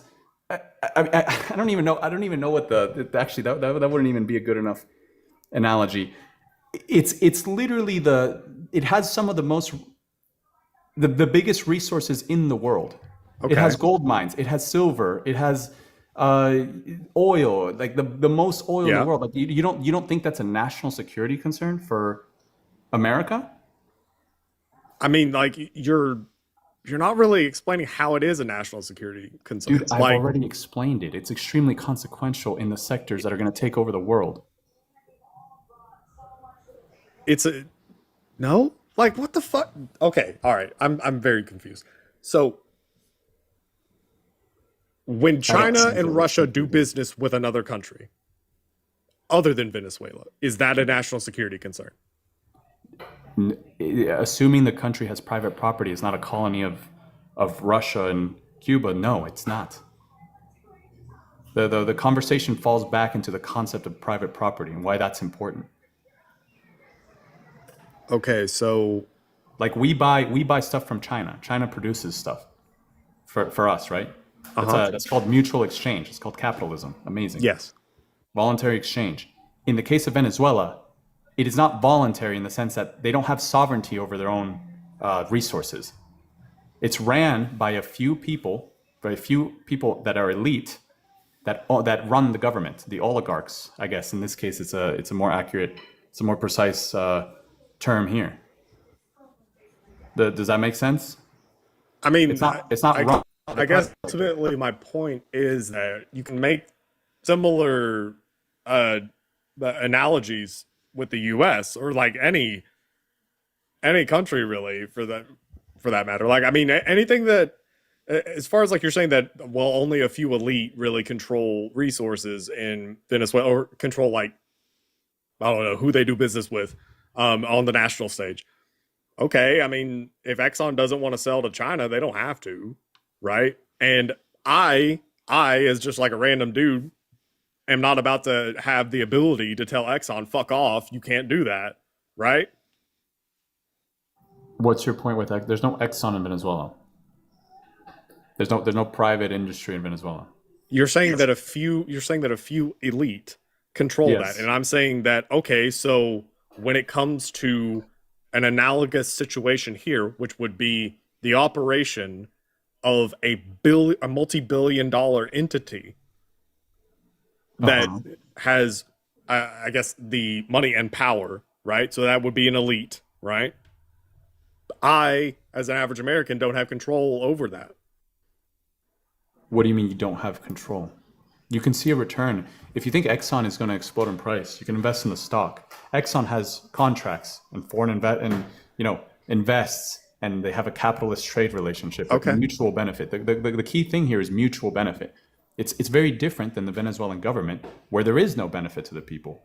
Again, over half the country is in extreme poverty because there's no. But it's a mutual benefit between Exxon and China, not the people, right? So I guess the people of Exxon, right?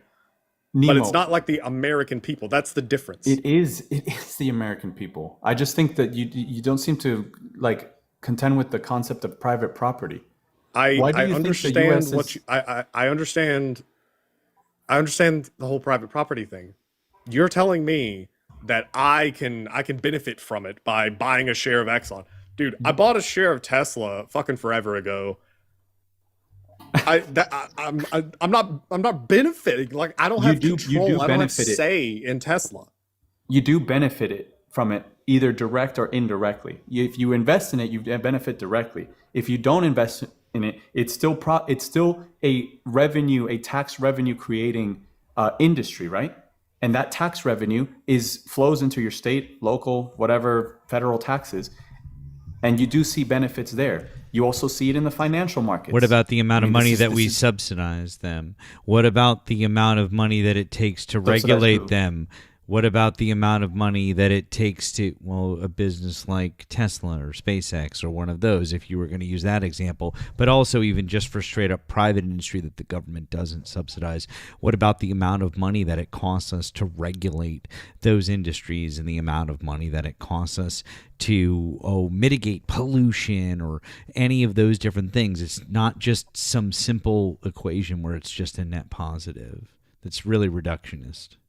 So you think it would be better to nationalize Tesla? You think that would be better? I didn't say that. I'm just saying that you're making it super fucking simple when it's just not that simple. It's just really not that simple. All those regulations, and all that whatever interventionist shit.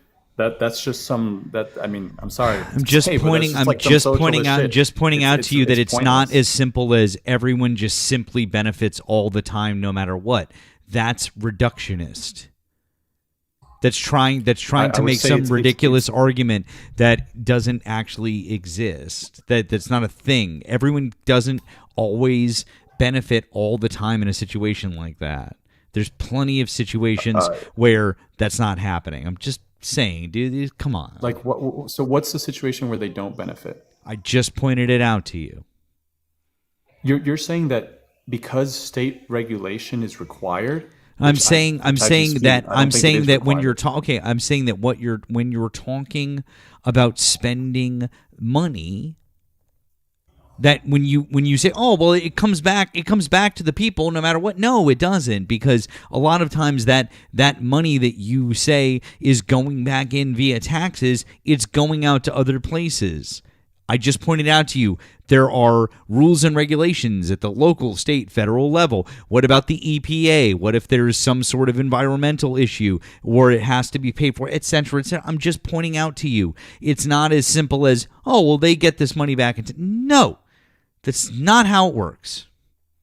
You don't have to. I mean, if you're going to make the argument that we should cancel subsidies and cancel regulation to make things cheaper, I didn't see. You're starting to sound Republican. See, here's the thing is that I'm with here's you. the thing I'm is that already here's there. the thing is that I'm literally just responding to what you said, and I understand that you can't respond to what I said because I'm responding. Okay, great. So you agree it's that a it's huge you net agree that it's benefit. reductionist and it's ridiculous to simply say that everybody benefits no matter what in that situation, because it's not true. It is Fantastic. I'm so glad that you agree. Oh, so subsidies and those situations where we need regulations, they don't hurt businesses, and so therefore it's not a problem.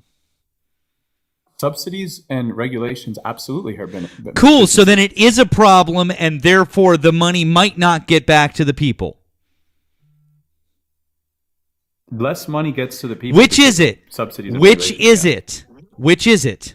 You can't have it both ways. What do you mean you can't have it? Subsidies disproportionately, like artificially increase. Hey, bro, prices of what I'm things. So, saying for is example, is the tax revenue going back? If the rules and regulations are a problem and it inhibits profits, then the answer is, oh shit, actually no.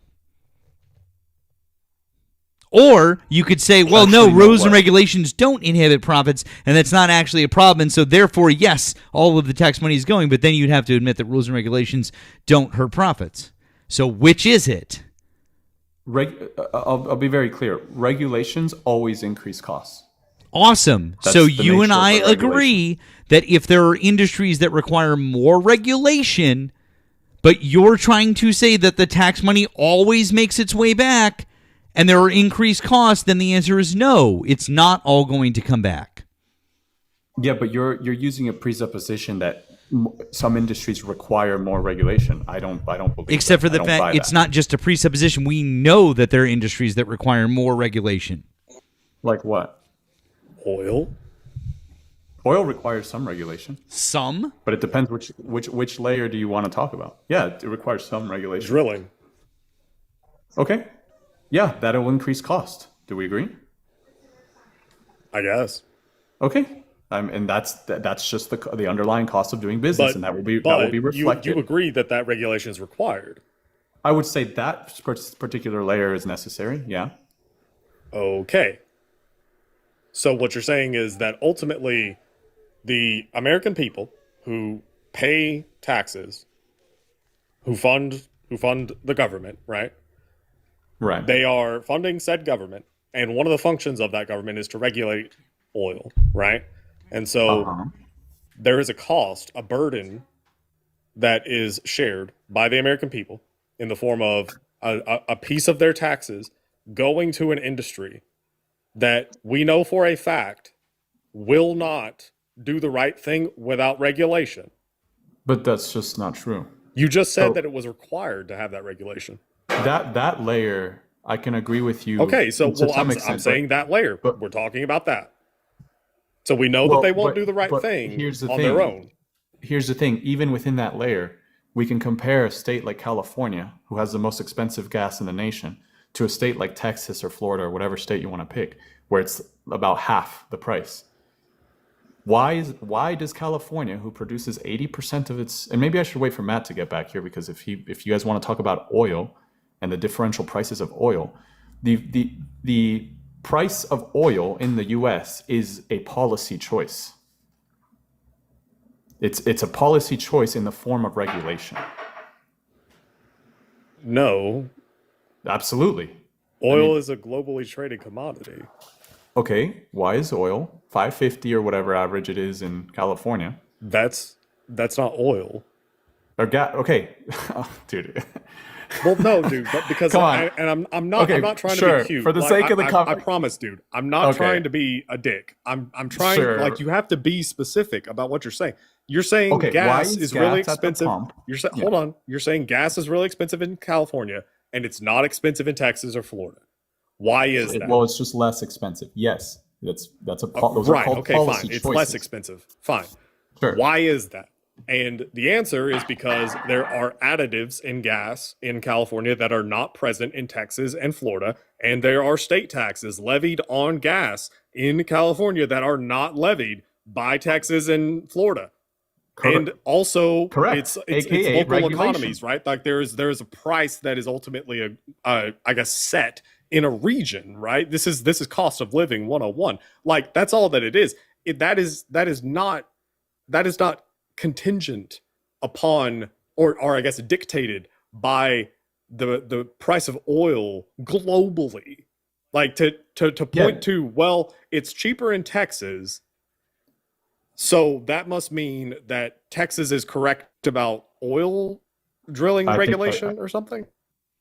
I believe that, yes, generally speaking, the Republican philosophy on oil is better for consumers, specifically poor people. But again, you're not.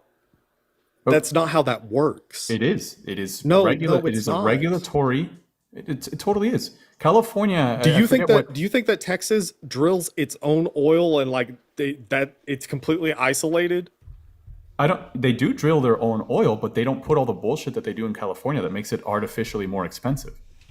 Okay, all right. Let's try this again. Do you think that Florida or Arkansas drills its own oil and that oil stays within the borders of that state? I think they import their own oil. They import oil, sorry. You think Florida imports oil?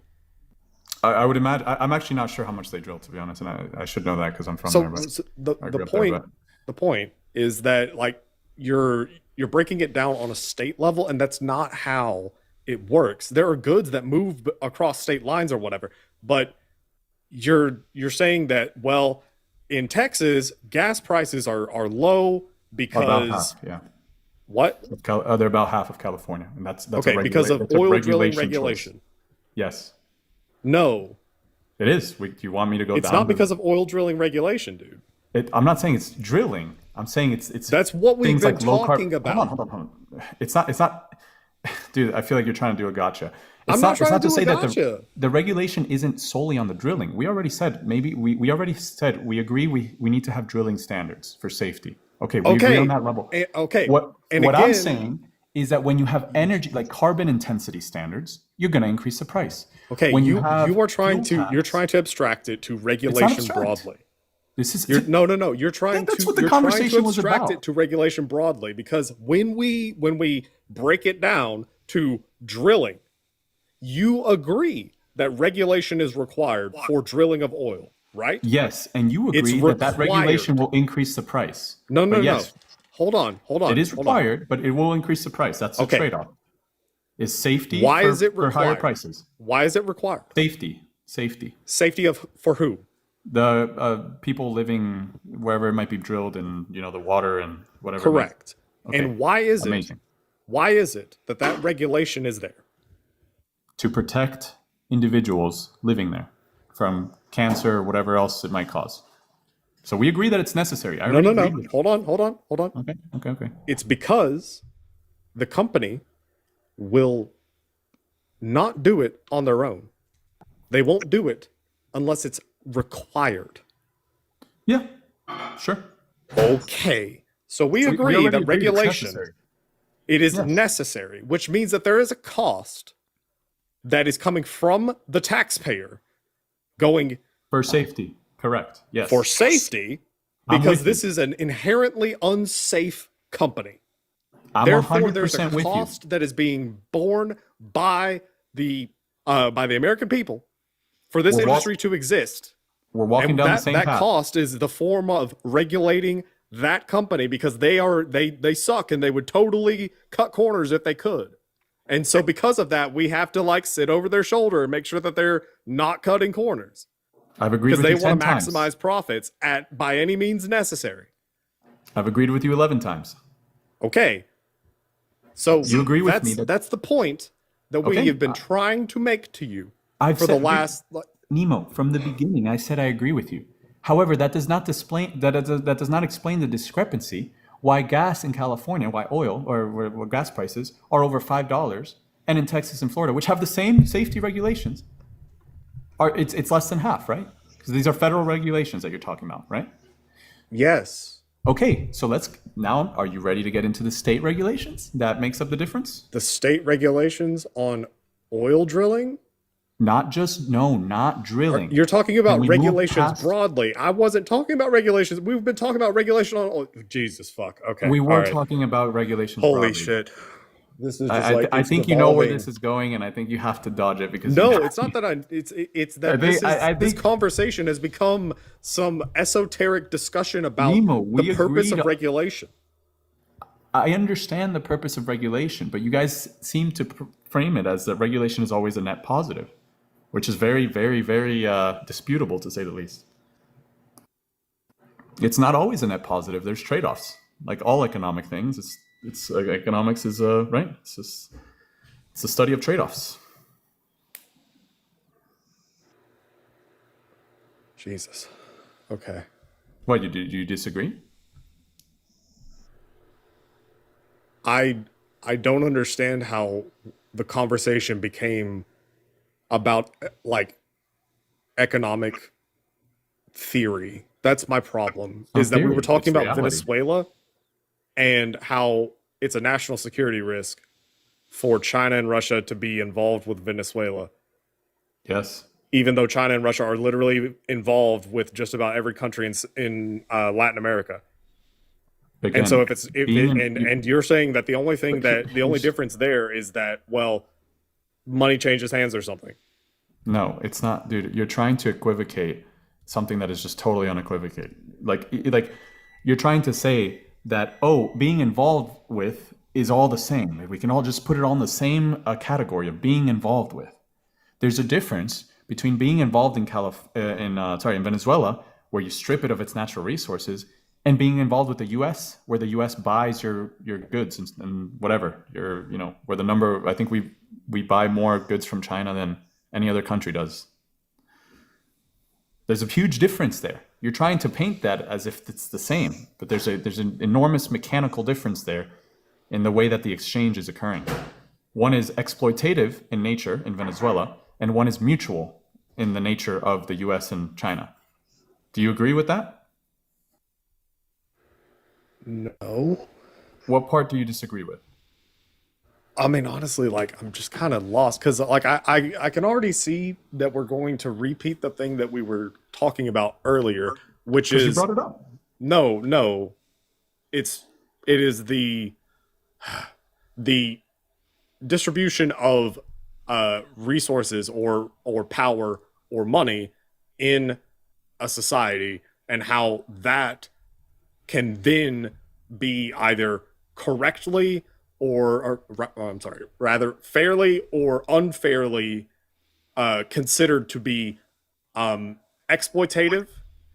And then once we have the label exploitative, that we can then say, because this is exploitative, it's bad that China works with the individuals there that are exploiting. Versus if it's not exploitative, then it's good that they do that. I would argue that I wouldn't as even far make as more- oil companies are concerned, I mean, because again, we're talking about oil here. As far as oil companies are concerned, I think that, your paper pusher that works at Exxon is probably not like that. Their labor is ultimately being exploited because they make more money for Exxon than they get paid. So I'm going to view that's a that as Marxist view of exploitation, right? Yeah, that's I'm a also going Marxist to view theory. Exxon as exploiting American people more broadly by getting subsidies from us. Yeah, you're going into surplus value. Real quick, George, I have to address a couple of things real quick.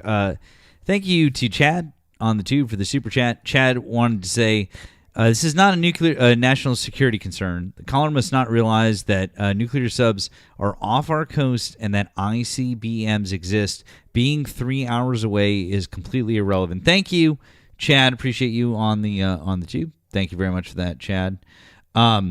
Say thanks to Mel, who says, is this guy advocating removing 350,000 TPS? Thank you, Mel, for that on the Green app. Thank you to Taylor. Thank you, Taylor. This just says puppy. Glad you appreciated that. Thank you. Thank you very much, Taylor. Appreciate you guys. So thank you very much for offering all of your support and in all of the places. Appreciate you guys. That's just all kinds of wonderful. Nemo, do you have any ones that you need to read?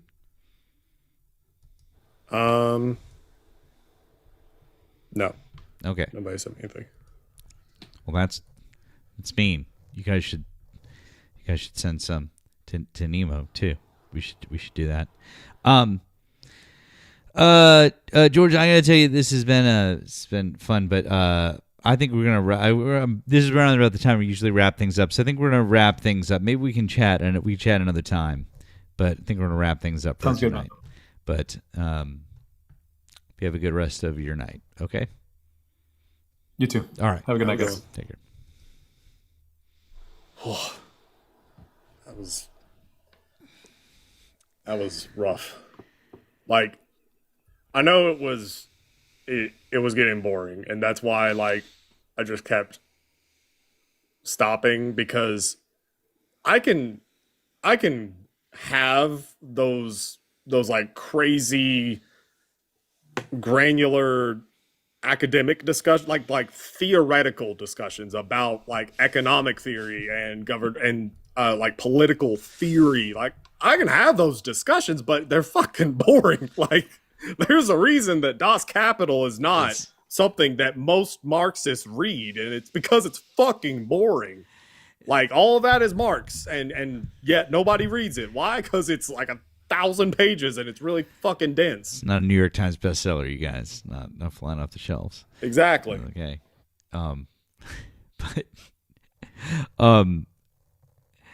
Yeah. I don't know. It's a little too. I'm seeing Nemo check the Blue app. While Nemo checks the Blue app, I'm going to tell you guys a couple of things. Number one is join us here every Monday through Thursday, starting sometime between 10 and 10:30 p.m. Eastern Standard Time. Join me on Friday afternoons, usually with our friend Erika. And make sure that you're following not just myself and my backup account, but Nemo and his multiple backup accounts. Also be on the Discord so that you can get notified when Nemo goes live, because even if I'm not on with my schedule, you're going to catch him in a number of different lives all across the platform. And so you get to jump around, and so make sure that you're notified when he gets up on someone else's panel, okay? So do that. Do all the good things. If you're not already subscribed over on the Tube, please go do so. It's Politics with Matt over on the Tube. And once you get there, click in the description. You'll get to Nemo's. Make sure you go over and subscribe with him. If you're watching us on the Tube right now, go in the description. And make sure that you follow my friend Nemo over there. In fact, pretty soon we're actually going to start throwing up multiple streams so that you can watch on both of our channels, which will be lots of fun. So yeah, good stuff. Thank you, Ken, for the Venmo. Said for therapy. I desperately need that. And Neely, thank you for the Venmo. You said hashtag never Jorge. $6.66. Hail Satan. There was one that I missed earlier, and I do apologize. This was a very generous one. Thank you, Tiffany, to Shay. Tiffany, thank you very much for your generosity too in the Blue app. That was really kind of you, and I apologize. I missed that one in the stack of a couple that came in. That thank you very much. That was really kind of you as well. You guys are all kinds of awesome. I appreciate you guys being so generous. Check, we got that. And we got that. Thank you guys again for your support over on the tube. All right, let's see, Nemo. Where are we gonna end up over here? Anybody who's up? Well, Hector's on.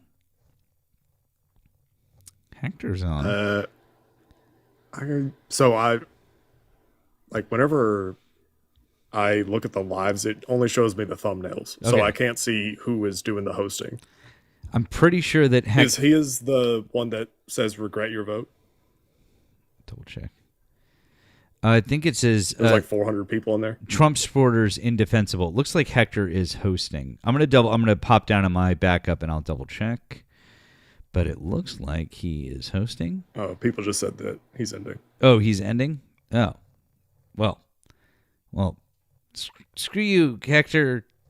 Watch him. They're probably going to tell people that, no, Hector's leaving. Okay, he's ending. All right, forget it. I see that God of Logic is on. I see Brandon is on, and then otherwise I don't really see anybody unless you've got someone.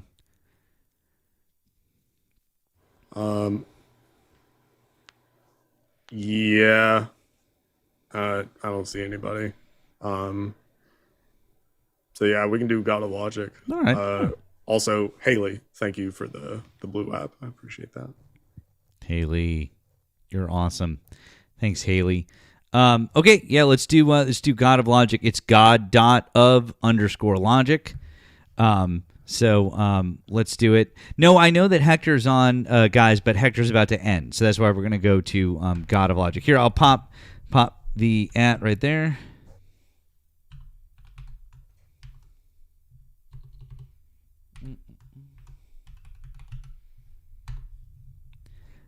There you go. Wait, they're on another person's live right now?